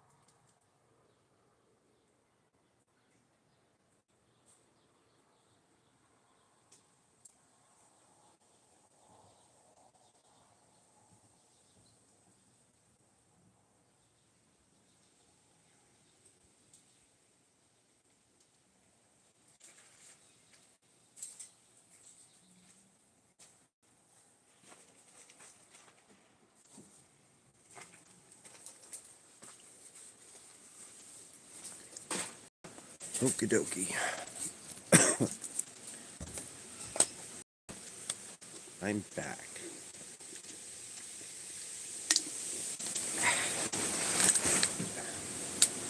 Yes, it is windy here right now. So hopefully that won't be a big deal for you guys. It's windy and it's cold. Um, it is what it is. All right. Chapter 15. And the Lord spoke to Moses and Aaron, saying, Speak to the children of Israel and say to them, when any man has... Oh, wait, I already read that, didn't I? Yes, I did. My bad. Chapter 16. The Day of Atonement. I like this. All right, here we go. Chapter 16. All right. Now the Lord spoke to Moses after the death of the two sons of Aaron, when they offered profane fire before the Lord, and died. And the Lord said to Moses, Tell Aaron your brothers not to come at just any time into the holy place inside the veil, before the mercy seat which is on the ark, lest he die. For I will appear in the cloud above the mercy seat. Thus Aaron shall come into the holy place with the blood of a young bull as a sin offering, and of a ram as a burnt offering. He shall put the holy linen tunic and the linen trousers on his body, and he shall be girded with a linen sash, and with the linen turban he shall be attired. These are holy garments. Therefore he shall wash his body in water and put them on. And he shall take the congregation of the children of Israel, 2 kids of the goats as a sin offering, and 1 ram as a burnt offering. Aaron shall offer the bull as a sin offering, which is for himself, and make atonement for himself and for his house. He shall take the 2 goats and present them before the Lord at the door of the tabernacle of meeting. Then Aaron shall cast lots for the 2 goats, 1 lot for the Lord, and the other lot for the scapegoat. And Aaron shall bring the goat on which the Lord's lot fell, and offer it as a sin offering. But the goat on which the lot fell to be the scapegoat shall be presented alive before the Lord to make atonement upon it, and to let it go as the scapegoat into the wilderness. And Aaron shall bring the bull of the sin offering, which is for himself, and make atonement for himself and for his house, and shall kill the bull as the sin offering, which is for himself. Then he shall take a censer full of burning coals of fire from the altar before the Lord, with his hand full of sweet incense beaten fine, and bring it inside the veil. And he shall put the incense on the fire before the Lord, that the cloud of incense may cover the mercy seat that is on the testimony, lest he die. He shall take some of the blood of the bull and sprinkle it with his finger on the mercy seat on the east side, and before the mercy seat he shall sprinkle some of the blood with his finger 7 times. Then he shall kill the goat of the sin offering, which is for the people. Bring its blood inside the veil. Do with that blood as he did with the blood of the bull, and sprinkle it on the mercy seat and before the mercy seat. So he shall make atonement for the holy place, because of the uncleanness of the children of Israel, and because of their transgressions, for all their sins. And so he shall do for the tabernacle of meeting, which remains among them in the midst of the uncleanness. There shall be no man in the tabernacle of meeting when he goes in to make atonement in the holy place, until he comes out, and he may make atonement for himself, for his household, and for all the assembly of Israel. And he shall go out to the altar that is before the Lord, and make atonement for it, and shall take some of the blood of the bull and some of the blood of the goat, and put it on the horns of the altar around. Then he shall sprinkle some of the blood on it with his finger 7 times, cleanse it, and consecrate it from the uncleanness of the children of Israel. And when he has made an end of atoning for the holy place, the tabernacle of meeting, and the altar, he shall bring the live goat. Aaron shall lay both his hands on the head of the live goat, confess over it all the iniquities of the children of Israel, all their transgressions concerning all their sins, putting them on the head of the goat, and shall send it away into the wilderness by the hand of a suitable man. The goat shall bear on itself all their iniquities to an uninhabited land, and he shall release the goat in the wilderness. Then Aaron shall come into the tabernacle of meeting, shall take off the linen garments which he has put on when he went into the holy place, and shall leave them there. And he shall wash his body with water in a holy place, put on his garments, come out and offer his burnt offering and the burnt offering of the people, and make atonement for himself and for the people. The fat of the sin offering he shall burn on the altar, and he who releases the goat as the scapegoat shall wash his clothes and bathe his body in water, and afterward he may come into the camp. The bull for the sin offering and the goat for the sin offering, whose blood was brought in to make atonement in the holy place, shall be carried outside the camp, and they shall burn in the fire their skins, their flesh, and their offal. Then he who burns them shall wash his clothes and bathe his body in water, and afterward he may come into the camp. This shall be a statute forever for you. In the 7th month, on the 10th day of the month, you shall afflict your souls, and do not work at all, whether a native of your own country or a stranger who dwells among you. For on that day the priest shall make atonement for you, to cleanse you, that you may be clean from all your sins before the Lord. It is a Sabbath of solemn rest for you, and you shall afflict your souls. It is a statute forever. And the priest who is anointed and consecrated to minister as priest in his father's place shall make atonement and put on the linen clothes and holy garments, and he shall make atonement for the holy sanctuary, and he shall make atonement for the tabernacle of meeting and for the altar. And he shall make atonement for the priests and for all the people of the assembly. This shall be an everlasting statute for you to make atonement for the children of Israel. For all their sins, once a year, he did as the Lord commanded Moses. All right, chapter 17. And the Lord spoke to Moses, saying, Speak to Aaron, to his sons, and to all the children of Israel, and say to them, This is the thing which the Lord has commanded, saying, Whatever man of the house of Israel who kills an ox or a lamb or goat in the camp, or who kills it outside the camp, and does not bring it to the door of the tabernacle of meeting to offer an offering to the Lord before the tabernacle of the Lord, the guilt of bloodshed shall be imputed so that to that man. He has shed blood, and the man shall be cut off from among the people, to the end that the children of Israel may bring their sacrifices which they offer in their open field, that they may bring them to the Lord at the door of the tabernacle of meeting, to the priest, and offer them as a peace offering to the Lord. And the priest shall sprinkle the blood on the altar of the Lord at the door of the tabernacle of meeting, and burn the fat for a sweet aroma to the Lord. They shall no more offer their sacrifices, demons, after whom they have played the harlot. They shall be a statute forever for them throughout their generations. Also you shall say to them, Whatever man of the house of Israel or of the strangers who dwell among you, who offer a burnt offering or sacrifice, and does not bring it to the door of the tabernacle of meeting to offer to the Lord, that man shall be cut off from among his people.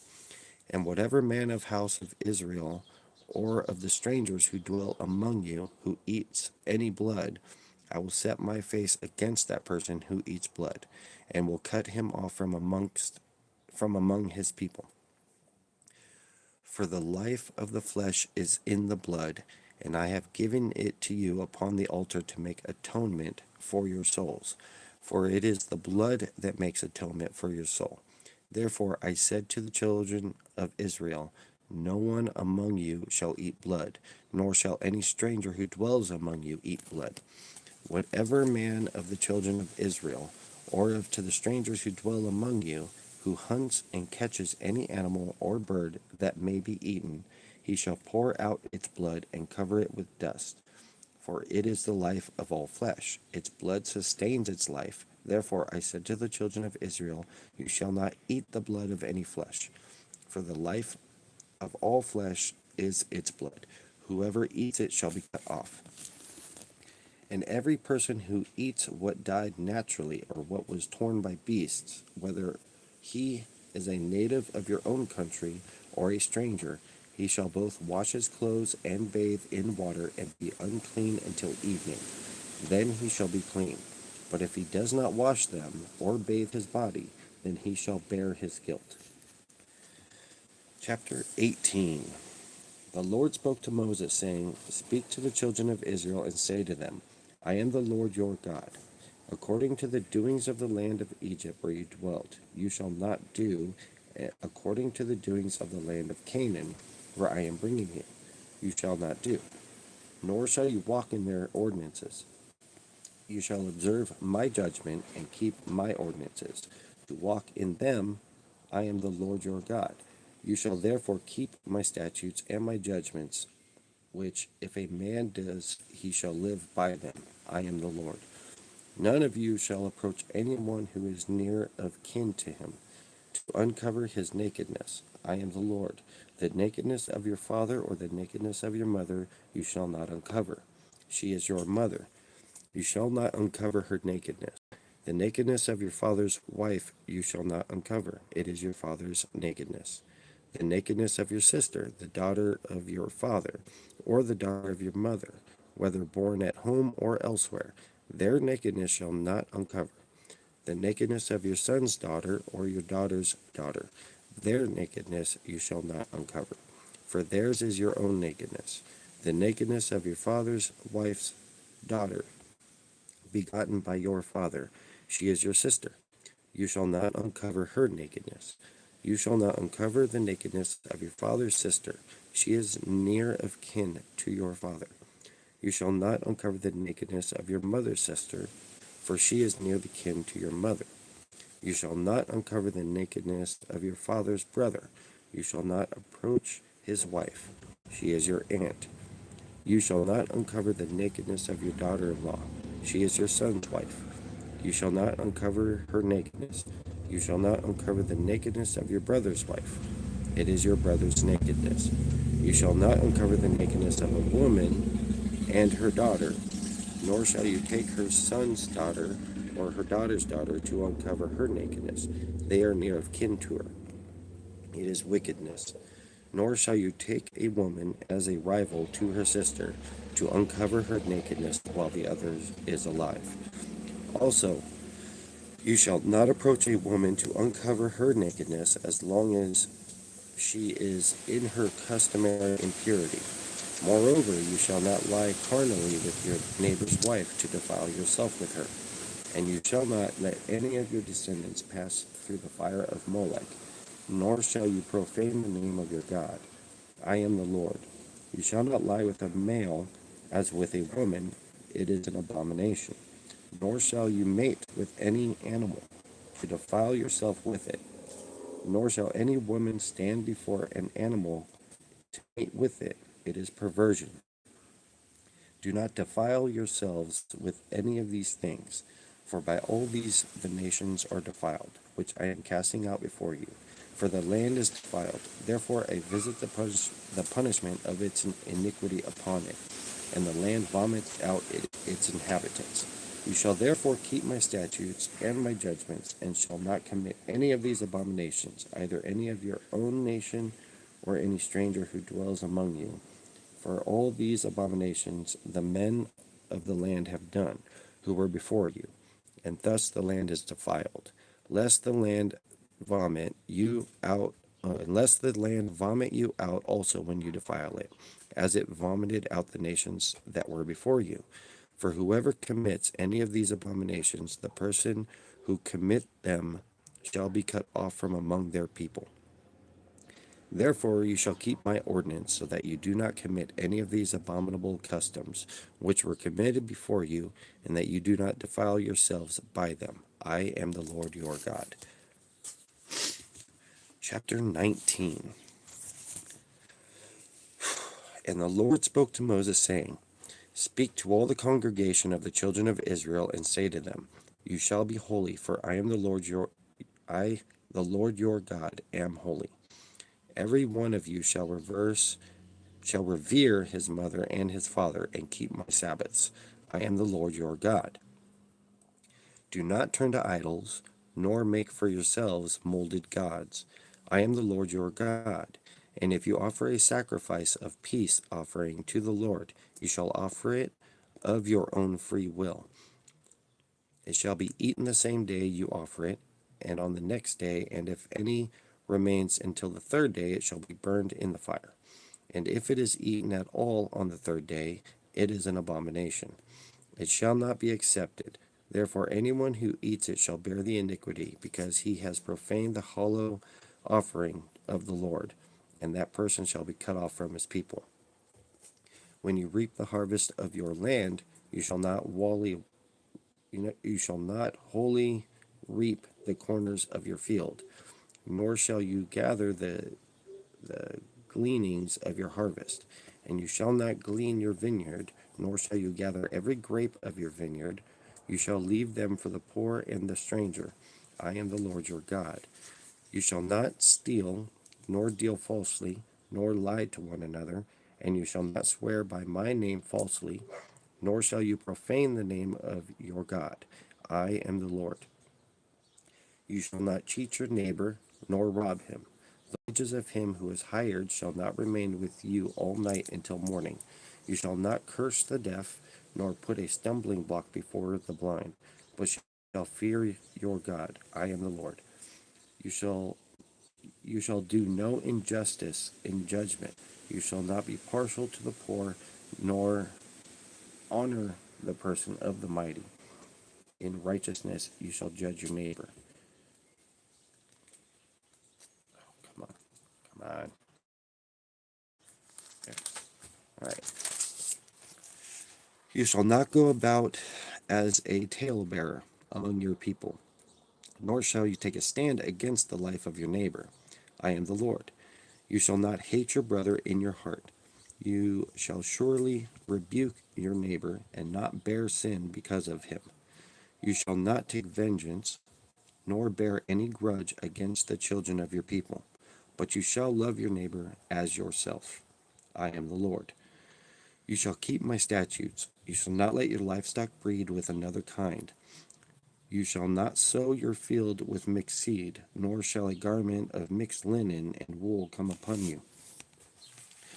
Whoever lies carnally with a woman who is betrothed to a man as a concubine, and who has not at all been redeemed nor given her freedom, for there is for there for this there shall be scourging, but they shall not be put to death, because she was not free, and he shall bring his trespass offering to the Lord. To the door of the tabernacle of meeting, a ram as a trespass offering. The priest shall make atonement for him with the ram of the trespass offering before the Lord for his sin which he has committed, and the sin in which he has committed shall be forgiven him. When you come into the land and have planted all kinds of trees of food, then you shall count their fruit as uncircumcised. 3 years it shall be counted, or 3 years it shall be as uncircumcised to you. It shall not be eaten. But in the 4th year all its fruits shall be holy, a praise to the Lord, and in the 5th year you may eat its fruits, that it may yield to you its increase. I am the Lord your God. You shall not eat anything with the blood, nor shall you practice divination or soothsaying. You shall not shave around the sides of your head, nor shave the edges of your beard. You shall not make any cuttings in your flesh for the dead, nor tattoo any marks on you. I am the Lord. Do not prostitute your daughter to cause her to be a harlot, lest the land fall into harlotry and the land become full of wickedness. You shall keep my Sabbaths and reverence my sanctuary. I am the Lord. Give no regard to mediums and the familiar spirits. Do not seek after them, to be defiled by them. I am the Lord your God. You shall rise before the gray-headed and honor the presence of an old man and fear your God. I am the Lord. And if a stranger dwells with you in your land, you shall not mistreat him. The stranger who dwells among you shall be to you as one born among you, and you shall love him as yourself. For you were strangers in the land of Egypt. I am the Lord your God. You shall do no injustice in judgment, in measurement of length, weight, or volume.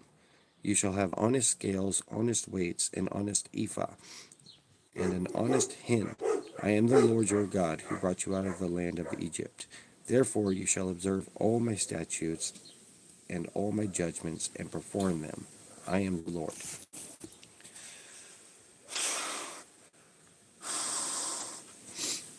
Alrighty.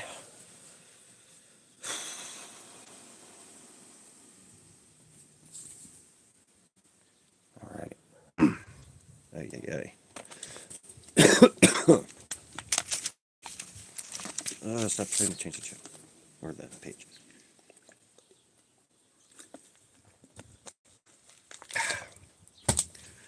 Okie dokie. 8 more chapters. Chapter 20. Then the Lord spoke to Moses, saying, Again you shall say to the children of Israel, Whoever of the children of Israel or of the strangers who dwell in Israel, who gives any of the descendants to Molech, he shall surely be put to death. The people of the land stone him with stones. I will set my face against that man, and will cut him off from his people, because he has given some of his descendants to Molech, to defile my sanctuary and profane my holy name. And if the people of the land should in any way hide their eyes from a man, when he gives some of his descendants to Molech, and they do not kill him, then I will set my face against that man and against his family, and I will cut him off from his people, and all who prostitute themselves with him to commit harlotry with Molech.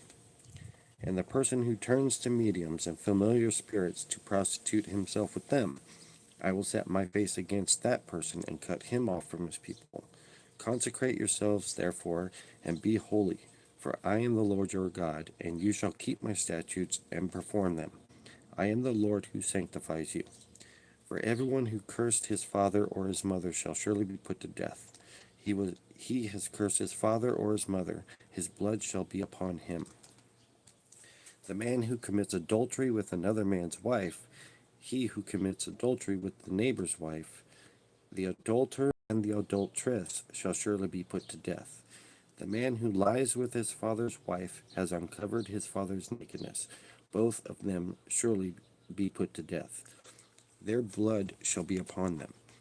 If a man lies with his daughter-in-law, both of them shall surely be put to death. They have committed perversion. Their blood shall be upon them. If a man lies with a male as he lies with a woman, both of them have committed an abomination. They shall surely be put to death.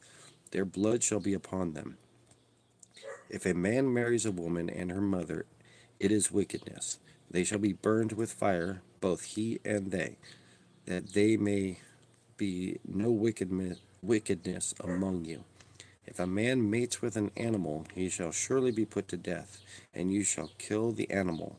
If a woman approaches any animal and mates with it, you shall kill the woman and the animal. They shall surely be put to death. Their blood is upon them. If a man takes his sister, his father's daughter, or his mother's daughter, and sees her nakedness, and she sees his nakedness, it is a wicked thing, and they shall be cut off in the sight of their people. He has uncovered his sister's nakedness, he shall bear his guilt. If a man lies with a woman during her sickness and uncovers her nakedness, he has exposed her flow, and she has uncovered the flow of her blood. Both of them shall be cut off from their people. You shall not uncover the nakedness of your mother's sister, nor of your father's sister, for that would uncover his near of kin. They shall bear their guilt. If a man lies with his uncle's wife, he has uncovered her uncle's nakedness. They shall bear their sin. They shall die childless. If a man takes his brother's wife, if it is an unclean thing, he has uncovered his brother's nakedness, they shall be childless. You shall therefore keep all my statutes and all my judgments and perform them, that the land where I am bringing you to dwell may not vomit you out, and you shall not walk in the statutes of the nation which I am casting out before you. For they commit all these things, and therefore I abhor them.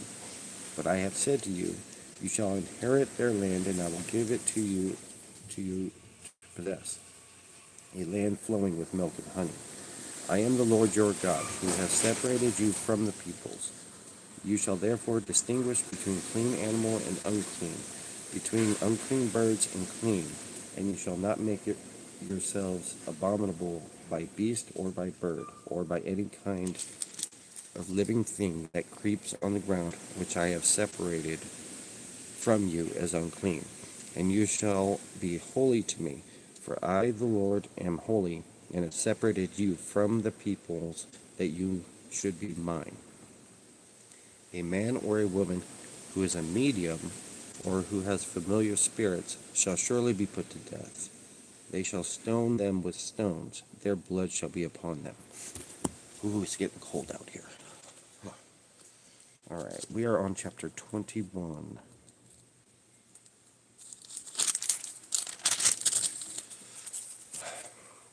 And the Lord said to Moses, Speak to the priests, the sons of Aaron, and say to them, None shall defile himself for the dead among his people, except for his relatives who are nearest to him, his mother, his father, his son, his daughter, and his brother. Also his virgin sister who is near to him, who has had no husband, for her he may defile himself. Otherwise he shall not defile himself, being a chief man among his people, to profane himself. They shall not make any bald place on their heads, nor shall they shave the edges of their beards, nor make any cuttings in their flesh. They shall be holy to their God, and not profane the name of their God, for they offer the offerings of the Lord made by fire, and the bread of their God. Therefore they shall be holy. They shall not take a wife who is a harlot or a defiled woman, nor shall they take a woman divorced from her husband, for the priest is holy to his God. Therefore you shall consecrate him, for he offers the bread of your God. He shall be holy to you, for I, the Lord, who sanctify you, am holy. The daughters of any priest, if she profanes herself by playing the harlot, she profanes her father. She shall be burned with fire. He who is the high priest among his brethren, on whose head the anointing oil was poured, and who is consecrated to wear the garments, shall not uncover his head, nor tear his clothes, nor shall he go near any dead body, nor defile himself for his father or his mother. Nor shall he go out of the sanctuary, nor profane the sanctuary of his God. For the consecration of the anointing oil of his God is upon him. I am the Lord. And he shall take a wife in her virginity, a widow or a divorced woman or a defiled woman or a harlot. These he shall not marry, but he shall take a virgin of his own people as wife.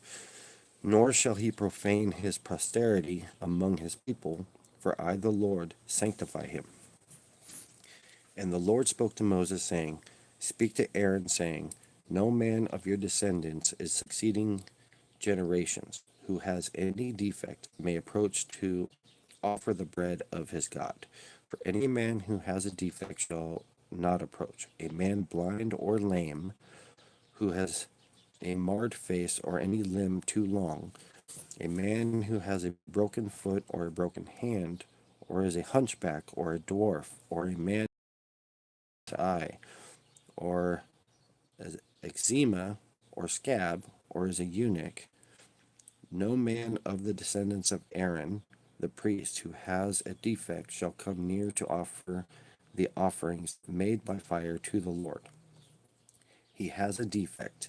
He shall not come near to offer the bread of his God.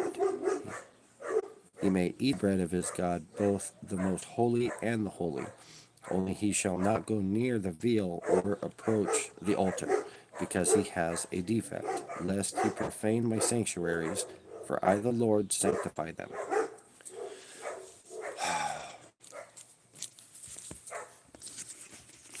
All right. Chapter 22. Let me what I got.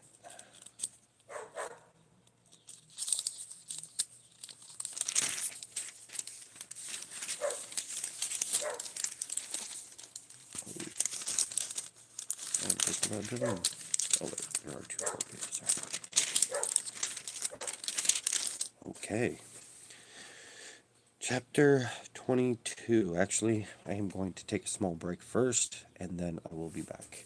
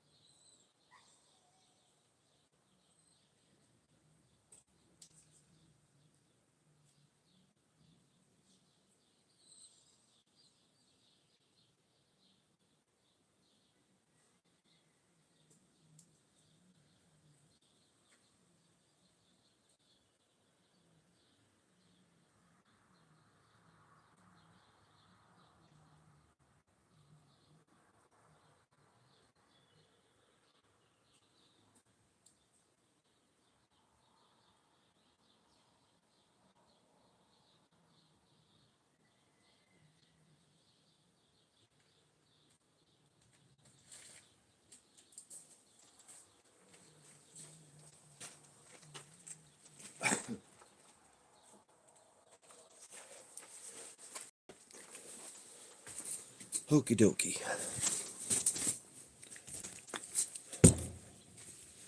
Hope you guys are all doing well. All right, chapter 22. Oh boy, starting to get darker. All right. Then the Lord spoke to Moses, saying, Speak to Aaron and his sons, that they separate themselves from the holy things of the children of Israel, and that they do not profane my holy name by what they dedicate to me. I am the Lord. Say to them, Whoever of all your descendants throughout your generation who goes near the holy things which the children of Israel dictate to the Lord, while he has uncleanness upon him, that person shall be cut off from my presence. I am the Lord. Whatever man of the descendants of Aaron, who is a leper or has a discharge, shall not eat the holy offering until he is clean. And whoever touches anything made unclean by a corpse, or a man who has had an emission of semen, or whoever touches any creeping thing by which he would be made unclean, or any person by whom he would become unclean, whatever his uncleanness may be, the person who has touched any such thing shall be unclean until evening, and shall not eat the holy offerings unless he washes his body with water. And when the sun goes down, he shall be clean, and afterward he may eat the holy offering, because it is his food. Whatever dies naturally or is torn by beasts, he shall not eat, to defile himself with it. I am the Lord. Then they shall therefore keep my ordinance, lest they bear sin for it and die thereby. If they profane it, I am the Lord, sanctify them. Or I, the Lord, sanctify them. No outsider shall eat the holy offerings. One who dwells with the priest or a hired servant shall not eat the holy thing. But if the priest buys a person with his money, he may eat it, and the one who is born in his house may eat his food. If the priest's daughter is married to an outsider, she may not eat of the holy offerings. But if the priest's daughter is a widow or divorced and has no child and has returned to her father's house as in her youth, she may eat her father's food, but no outsider shall eat it. And if a man eats the holy offerings unintentionally, then he shall restore a holy offering to the priest. Then add 1/5 to it. They shall not profane the holy offerings of the children of Israel which they offer to the Lord, or allow them to bear the guilt of trespass when they eat their holy offerings. For I, the Lord, sanctify them.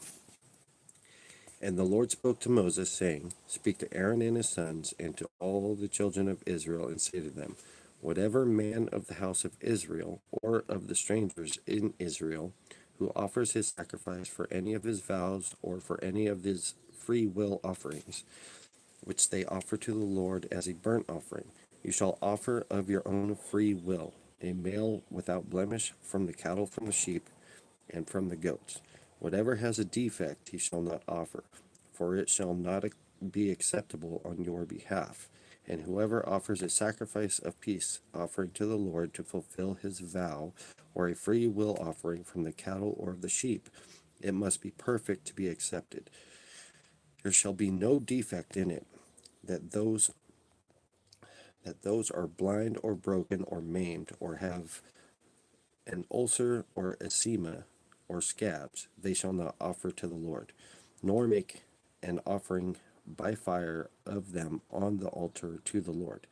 Either a bull or a lamb that has any lamb too long or too short, you may offer as a free will offering, but for a vow it shall not be accepted. You shall not offer to the Lord what is bruised or crushed or torn or cut, nor shall you make any offering of them in your land, nor from a foreigner's hand shall you offer any of these as the bread of your God, because their corruption is in them, and defects are in them. They shall not be accepted on your behalf. And the Lord spoke to Moses, saying, When a bull or a sheep or a goat is born, it shall be 7 days with its mother, and from the 8th day and thereafter it shall be accepted as an offering made by fire to the Lord. Whether it is a cow or an ewe, do not kill both her and her young on the same day. And when you offer a sacrifice of thanksgiving to the Lord, offer it of your own free will. On the same day it shall be eaten. You shall leave none of it until morning. I am the Lord. Therefore you shall keep my commandments and perform them. I am the Lord. You shall not profane my holy name, but I will be hallowed among the children of Israel. I am the Lord who sanctifies you. You who brought you out of the land of Egypt to be your God. I am the Lord. Chapter 23. And the Lord spoke to Moses, saying, Speak to the children of Israel, and say to them, The feasts of the Lord which you shall proclaim to be holy convocations, these are my feasts. 6 days shall work be done, but the seventh day is a Sabbath of solemn rest, a holy convocation. You shall do no work on it. It is the Sabbath of the Lord in all your dwellings. These are the feasts of the Lord, holy convocations, which you shall proclaim at their appointed times. On the 14th day of the first month at twilight is the Lord's Passover, and on the 15th day of the same month is the feast of unleavened bread to the Lord. 7 days you must eat unleavened bread. On the first day you shall have a holy convocation. You shall do no customary work on it, but you shall offer an offering made by fire to the Lord for 7 days. The seventh day shall be a holy convocation. You shall do no customary work on it. And the Lord spoke to Moses, saying, Speak to the children of Israel, and say to them, When you come into the land which I give to you, and reap its harvest, then you shall bring a sheaf of firstfruits of your harvest to the priest. He shall wave the sheaf before the Lord to be accepted on your behalf. On the day after the Sabbath, the priest shall wave it, and you shall offer on that day when you wave the sheaf a male lamb of the first year without blemish, as a burnt offering to the Lord. Its grain offering shall be 2/10 of an ephah of fine flour mixed with oil, an offering made by fire to the Lord for a sweet aroma. And its drink offering shall be of wine, 1/4 of a hin. You shall eat neither bread nor parched grain or fresh grain until the same day that you have brought an offering to your God. It shall be a statute forever throughout your generations in all your dwellings.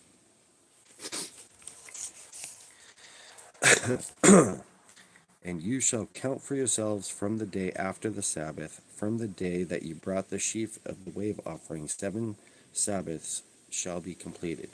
Count 50 days to the day after the 7th Sabbath. Then you shall offer a new grain offering to the Lord. You shall bring for your dwellings 2 wave loaves of 2/10 of an ephah.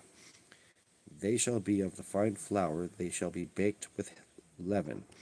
They are the firstfruits of the Lord. And you shall offer with the bread 7 lambs of the first year, without blemish, 1 young bull, and 2 rams. They shall be as a burnt offering to the Lord, with their grain offering and their drink offerings, an offering made by fire for a sweet aroma to the Lord. Then you shall sacrifice 1 kid of the goats of a sin offering, and 2 male lambs of the first year as a sacrifice of peace offering. The priest shall wave them with the bread of the firstfruits as a wave offering before the Lord with the 2 lambs. They shall be holy to the Lord for the priest, and you shall proclaim on the same day that it is a holy convocation to you. You shall do no customary work on it. It shall be a statute forever in all your dwellings throughout your generations. When you reap the harvest of your land, you shall not wholly reap the corners of your field when you reap, nor shall you gather any gleaning from your harvest. You shall leave them for the poor and the stranger. I am the Lord your God.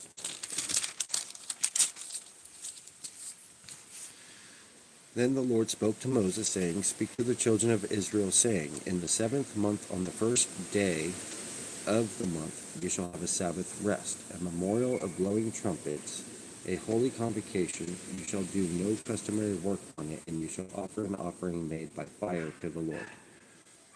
And the Lord spoke to Moses, saying, Also the 10th day of the 7th month shall be the day of atonement. It shall be a holy convocation for you. You shall afflict your souls and offer an offering made by fire to the Lord. And you shall do no work on the same day, for it is the day of atonement, to make atonement for you before the Lord your God. For any person who is not afflicted in soul on that same day shall be cut off from the people. And any person who does any work on the same day, that person I will destroy from among his people. You shall do no manner of work. It shall be a statute forever throughout your generations in all your dwellings. It shall be to you a Sabbath of solemn rest, and you shall afflict your souls on the 9th day of the month at evening. For from evening to evening you shall celebrate your Sabbath. Then the Lord spoke to Moses, saying, Speak to the children of Israel, saying, The 15th day of the 7th month shall be the feast of the tabernacles for 7 days to the Lord. On the first day there shall be a holy convocation. You shall do no customary work on it. For 7 days you shall offer an offering made by fire to the Lord. On the 8th day you shall have a holy convocation, and you shall offer an offering made by fire to the Lord. It is a sacred assembly, and you shall do no customary work on it. These are the feasts of the Lord, which you shall proclaim to be holy convocations, to offer an offering made by fire to the Lord, a burnt offering and a grain offering, a sacrifice and drink offerings, everything on its day. Besides the Sabbath of your Lord, besides your gifts, beside all your vows, and beside all your free will offerings, which you give to the Lord. Also on the 15th day of the 7th month, when you have gathered in the fruit of the land, you shall keep the feast of the Lord for 7 days. On the first day there shall be a Sabbath rest, and on the 8th day a Sabbath rest. And you shall take for yourselves on the first day of the fruit of beautiful trees, branches of palm trees, the boughs of leafy trees, and willows of the brook. And you shall rejoice before the Lord your God for 7 days. You shall keep it as a feast to the Lord for 7 days in the year. It shall be a statute forever in your generations. You shall celebrate in the 7th month. You shall dwell in booths for 7 days. All who are native Israelites shall dwell in booths, that your generation may know that I made the children of Israel dwell in booths when I brought them out of the land of Egypt. I am the Lord your God. So Moses declared to the children of Israel the feasts of the Lord. Chapter 24. Then the Lord spoke to Moses, saying, Command the children of Israel that they bring to you pure oil of pressed olives for the light, to make the lamps burn continually outside the veil of the testimony in the tabernacle of meeting. Aaron shall be in charge of it from evening until morning, before the Lord continually. It shall be a statute forever in your generations. He shall be in charge of the lamps on the pure gold lampstand before the Lord continually. And you shall take the fine flour and bake 12 cakes with it. 2/10 of an ephah shall be in each cake. You shall set them in 2 rows, 6 in a row, on the pure gold table before the Lord. And you shall put pure frankincense on each row, that it may be on the bread for a memorial, an offering made by fire to the Lord. Every Sabbath he shall set in order before the Lord continually, being taken from the children of Israel by an everlasting covenant. And it shall be for Aaron and his sons, and they shall eat it in a holy place, for it is most holy to him, from the offering of the Lord made by fire, by a perpetual statute. Now the son of an Israelite woman, whose father was an Egyptian, went out among the children of Israel, and the Israelite woman's son and a man of Israel fought each other in the camp. And the Israelite's woman's son blasphemed the name of the Lord and cursed. And so they brought him to Moses. His mother's name was Shalamith, the daughter of Dibri, of the tribe of Dan. Then they put him in custody, that the mind of the Lord might be shown to them. And the Lord spoke to Moses, saying, Take outside the camp him who has cursed, and let all who heard him lay their hands on his head, and let all the congregation stone him. Then you shall speak to the children of Israel, saying, Whoever curses his God shall bear his sin. and whoever blasphemes the name of the Lord shall surely be put to death. All the congregation shall certainly stone him, the stranger as well as him who is born in the land. When he blasphemes the name of the Lord, he shall be put to death. Whoever kills any man shall surely be put to death. Whoever kills an animal shall make it good, animal for animal. If a man causes disfigurement of his neighbor as he has done, so shall it be done to him. Fracture for fracture, eye for an eye, tooth for tooth, as he has caused disfigurement of a man, so shall it be done to him. And whoever kills an animal shall restore it, but whoever kills a man shall be put to death. You shall have the same law for the stranger and for one from your own country, for I am the Lord your God. Then Moses spoke to the children of Israel, and they took outside the camp him who had cursed, and stoned him with stones. So the children of Israel did as the Lord commanded Moses.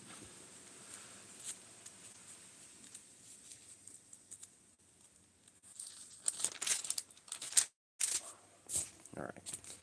Chapter 25. And the Lord spoke to Moses on Mount Sinai, saying, Speak to the children of Israel, and say to them, When you come into the land which I give you, then the land shall keep a Sabbath to the Lord. 6 years you shall sow your field, and 6 years you shall prune your vineyard, and gather its fruit. But in the 7th year there shall be a Sabbath of solemn rest for the land, a Sabbath to the Lord.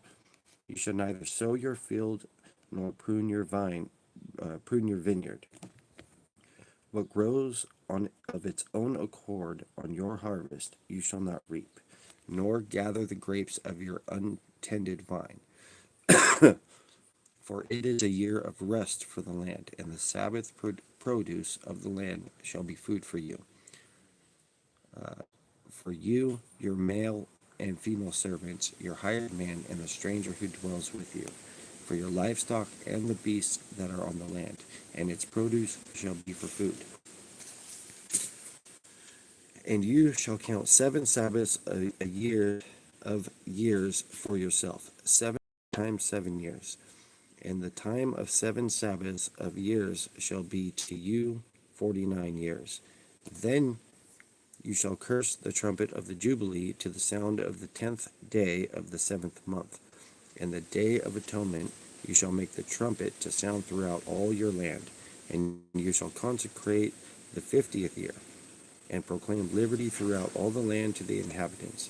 It shall be a jubilee for you, and each of you shall return his possessions, and each of you shall return to his family.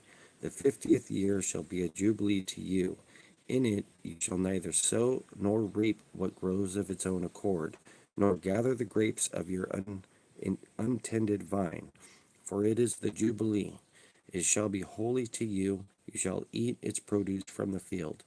In this year of Jubilee, each of you shall return to his possession, and if you sell anything to your neighbor or bury from your neighbor's hand, you shall not oppress one another. According to the number of years after the Jubilee, you shall buy from your neighbor, and according to the number of years of crops, you shall sell to you. According to the multitude of years, you shall increase its price, and according to the fewer number of years, you shall diminish its price. For he sells to you according to the number of the years of the crops. Therefore you shall not oppress one another, but you shall fear your God, for I am the Lord your God. All right. So you shall observe my statutes and keep my judgments and perform them, and you will dwell in the land in safety. Then the land will yield its fruit, and you will eat your fill and dwell there in safety. And if you say, What shall we eat in the 7th year? Since we shall not sow nor gather in our produce, then I will command my blessings on you in the 6th year, and it will bring forth produce enough for 3 years. And you shall sow in the 8th year, and eat old produce until the 9th year, until its produce comes in. You shall eat of the old harvest. The land, excuse me, the land shall not be sold permanently, For the land is mine, for you are strangers and sojourners with me. And in the land of your possession you shall grant redemption of the land. If one of your brethren becomes poor and has sold some of his possessions, and if his redeeming relative comes to redeem it, then he may redeem what his brother sold. Or if the man has no one to redeem it, but he himself becomes able to redeem it, then let him count the year since its sale, and restore the remainder to the man to whom he sold it, and he may return to his possession.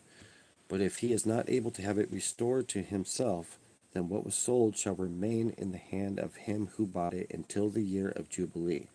And in the Jubilee it shall be released, and he shall return to his possession. If a man sells a house in a walled city, then he may redeem it within a whole year after it is sold.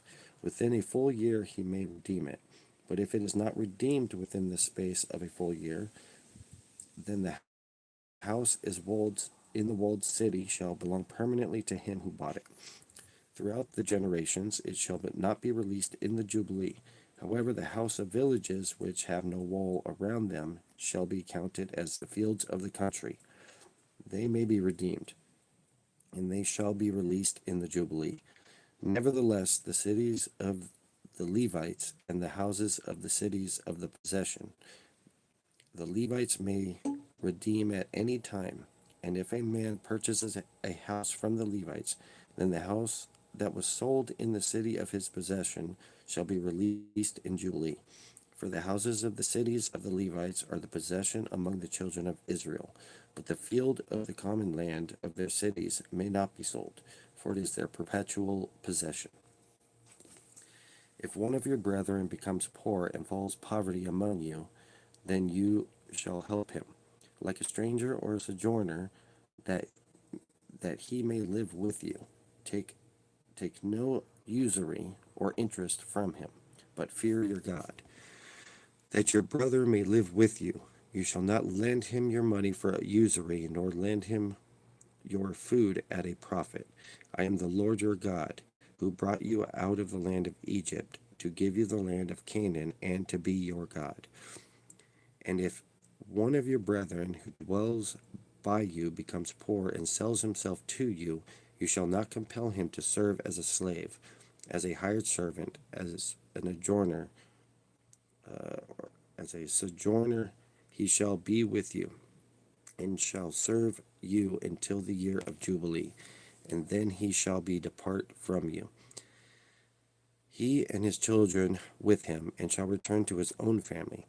He shall return to the possession of his fathers, for they are my servants, whom I brought out of the land of Egypt. They shall not be sold as slaves. You shall not rule over him with rigor, but you shall fear your God, and as your male and female slaves whom you may have. From the nations they are around you. From them you may buy males and female slaves. Moreover, you may buy the children of the strangers who dwell among you, and their who are with you, which they beget in your land, and they shall become your property, and you may take them as an inheritance for your children after you, to inherit them as a possession. They shall be your permanent slaves. But regarding your brethren, the children of Israel, you shall not rule over one another with rigor. Now, if a sojourner or a stranger close to you becomes rich, and one of your brethren who dwells by him becomes poor, and sells himself to the stranger or sojourner close to you, or to a member of the stranger's family, after he is sold, he may be redeemed again. One of the brothers may redeem him, or his uncle or his uncle's son may redeem him, or anyone who is near of kin to him and his family may redeem him. Or if he is able, he may redeem himself. Thus he shall reckon with him who bought him. The price of his release shall be according to the number of years, from the year that he was sold to him and until the year of Jubilee. It shall be according to the time of hired servant for him. If there are still many years remaining, according to them, he shall repay the price of his redemption from the money with which he was bought. And if there remains but a few years until the year of Jubilee, Then he shall reckon with him, and according to his years he shall repay him the price of his redemption. He shall be with him on a yearly hired servant, and he shall not rule with vigor over him in your sight. And if he is not redeemed in these years, then he shall be released in the year of Jubilee, he and his children with him. For the children of Israel are servants to me. They are my servants, whom I brought out of the land of Egypt. I am the Lord your God. Okay. I think we have 2 more chapters to go. Yep. Alrighty. Chapter 26. You shall not make idols for yourselves, neither a carved image nor a sacred pillar shall you rear up for yourself, nor shall you set up an engraved stone in your land to bow down to it, for I am the Lord your God. You shall keep my Sabbaths and reverence my sanctuary. I am the Lord. If you walk in my statutes and keep my commandments and perform them, then I will give you rain in its season, the land you shall yield its produce, and the trees of the field shall yield their fruit. Your threshing shall last till the time of vintage, and the vintage shall last till the time of sowing. You shall eat your bread to the full, and dwell in your land safely. I will give peace in the land, and you shall lie down, and none will make you afraid. I will rid the land of evil beasts, and the sword will not go through your land. You will chase your enemies, and they shall fall by the sword before you. 5 of you shall chase 100, and 100 of you shall put 10,000 to flight. Your enemies shall fall by the sword before you. For I will look on you favorably and make you fruitful, multiply you, and confirm my covenant with you. You shall eat the old harvest and clear out the old because of the new. I will set my tabernacle among you, and my soul shall not abhor you. I will walk among you and be your God, and you shall be my people. I am the Lord your God, who brought you out of the land of Egypt, that you shall not be their slaves. I have broken the bands of your yoke and made you walk upright. But if you do not obey me and do not observe all these commandments, and if you despise my statutes, or if your soul abhors my judgments, so that you do not perform all my commandments, but break my covenant, I also will do this to you. I will even appoint terror over you, wasting disease and fever, which shall consume the eyes and cause sorrow of. And you shall sow your seed in vain, for your enemies shall eat it. I will set my face against you, and you shall be defeated by your enemies. Those who hate you shall reign over you, and you shall flee when no one pursues you. And after all this, if you do not obey me, then I will punish you 7 times more for your sins. I will break the pride of your power. I will make your heavens like iron and your earth like bronze, and your strength shall be spent in vain. For your land shall not yield its produce, nor shall the trees of the land yield their fruit. Then if you walk contrary to me, and are not willing to obey me, I will bring on you 7 times more plagues according to your sins. I will send with wild beasts among you, which will rob you of your children, destroy your livestock, and make you few in number, and your highways shall be desolate. And if by these things you are not performed by me, but walk contrary to me, then I also will walk contrary to you, and I will punish you yet 7 times more your sins. And I will bring a sword against you that will execute the vengeance of the covenant.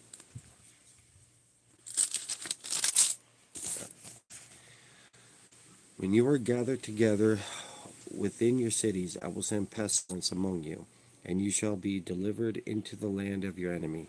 When I have cut off your supply of bread, 10 women shall bake you bread in one oven, and they shall bring back your bread by weight, and you shall eat and not be satisfied. And after this, if you do not obey me, but walk contrary to me, then I also will walk contrary to you in fury, and I, even I, will chastise you 7 times for your sins. You shall eat the flesh of your sons, and you shall eat the flesh of your daughters. I will destroy your high places, cut down your license altars, and cast your carcasses on the lifeless forms of your idols, and my soul shall abhor you. I will lay your cities waste and bring your sanctuaries to desolation, and I will not smell the fragrance of your sweet aromas. I will bring the land to desolation, and your enemies who dwell in it shall be astonished at it. I will scatter you among the nations and draw out a sword after you. Your land shall be desolate and your cities waste. Then the land shall enjoy its Sabbath as long as it's desolate and you are the enemy in the enemy's land.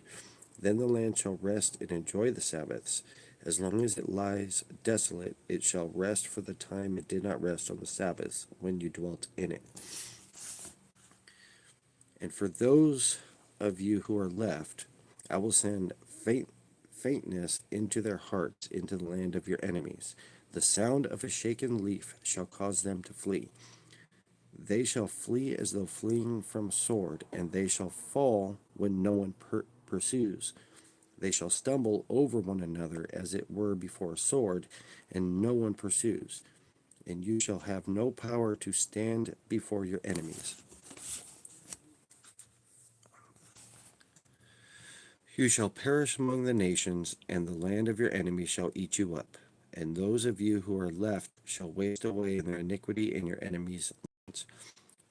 Also in their fathers' iniquities, which are with them, they shall waste away. But if they confess their iniquities and the iniquity of their fathers with their unfaithfulness in which they were unfaithful to me, that they also have walked contrary to me, and that I also have walked contrary to them and have brought them into the land of their enemies. If their uncircumcised hearts are humbled and they accept their guilt, then I remember my covenant with Jacob and my covenant with Isaac and my covenant with Abraham. I will remember. I will remember the land.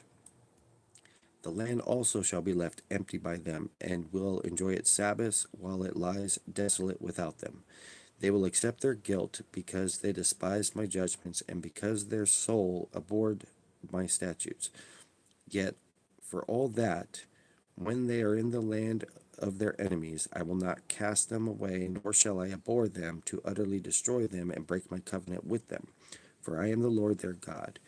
But for their sake I will remember the covenant of their ancestors, whom I brought out of the land of Egypt in the sight of the nations, that I might be their God. I am the Lord.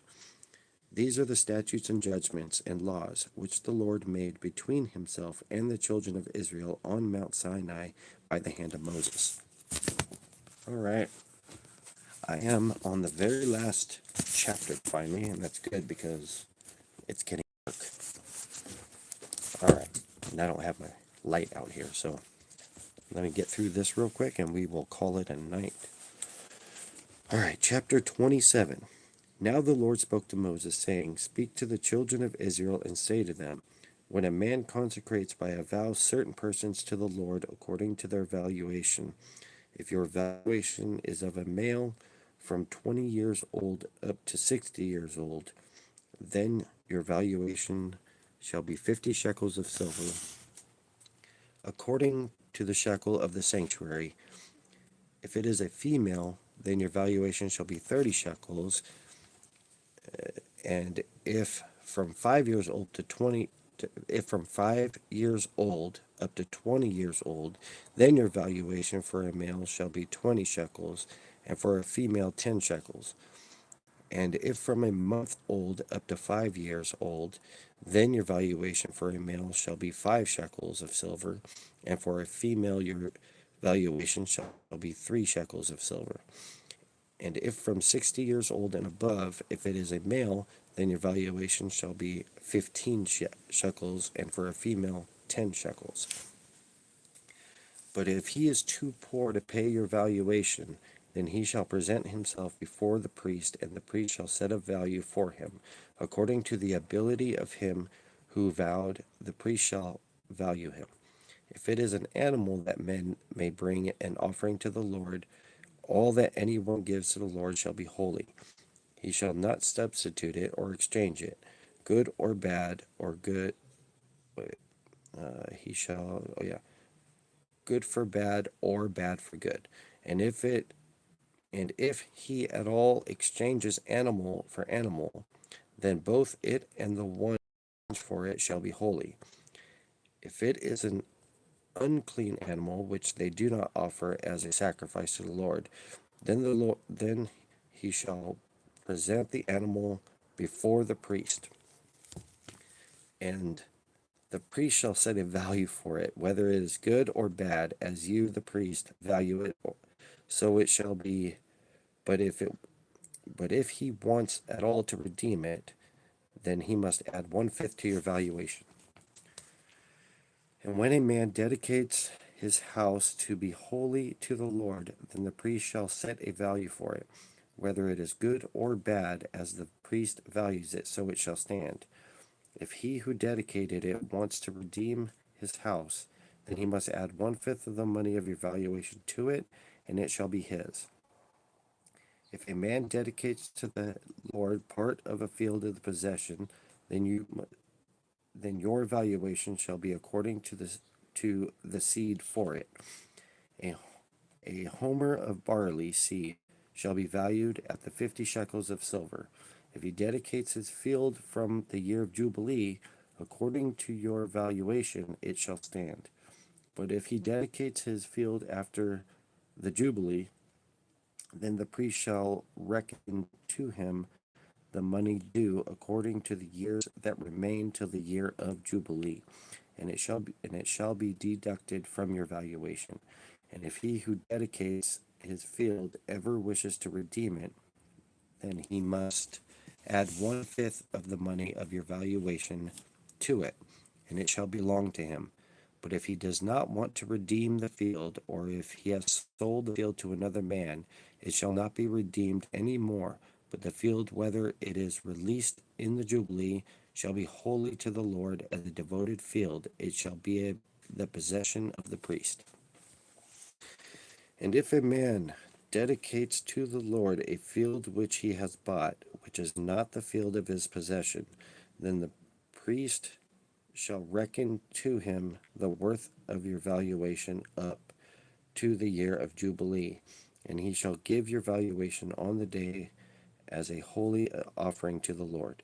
In the year of Jubilee, the field shall return to him from whom it was bought, to the one who owned the land as a possession, and all the valuation shall be according to the shekel of the sanctuary, 20 gerahs of the shekel.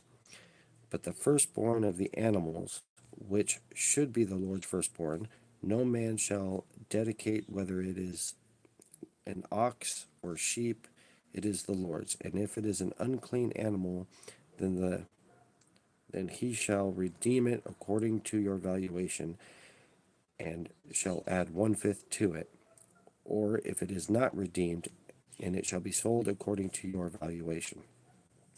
Nevertheless, no one devoted offering that a man may devote to the Lord of all that he has, both man and beast of the field, or the field of his possession, shall be sold or redeemed. Every devoted offering is most holy to the Lord. No under the ban, who may become doomed to destruction among man, shall be redeemed, but shall surely be put to death. And all the tithe of the land, whether of the seed of the Lord or of the fruit of the tree, is the Lord's. It is holy to the Lord. If a man wants at all to redeem any of his tithes, he shall add 1/5 to it. And according to the tithe of the herd of the flock, of whatever passes under the rod, the 10th one shall be holy to the Lord. He shall not inquire whether it is good or bad, nor shall he exchange it. And if he exchanges it at all, then both it and one exchanged for it shall be holy. It shall not be redeemed. These are the commandments which the Lord commanded Moses for the children of Israel on Mount Sinai. Wow. I think I finished that just in time because I'm having a very difficult time seeing that. It's getting dark. I don't know if you can tell, but It's pretty dark. I don't even know what time it is right now, but it doesn't matter. Anyways, we finished Leviticus. Tomorrow will be Numbers. I don't know what time I'm going to be on here tomorrow, but I'd probably be around the same time. I'm assuming. I have a full day worth of work tomorrow, so once I get home, I will jump on here and we will read Numbers. I will say the first 5 books of the Bible are a difficult read. Once you get past that, the stories and the messages become a little bit more entertaining.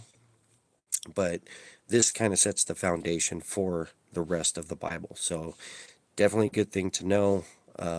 Whether you want to read it a lot or not, it's up to you. But at least reading through it once, it'll help you understand things later on in the Bible. So anyways, I appreciate you guys watching this. I appreciate the likes. I appreciate you following me. And I guess I will see you all tomorrow. All right. You guys have a good one. God bless.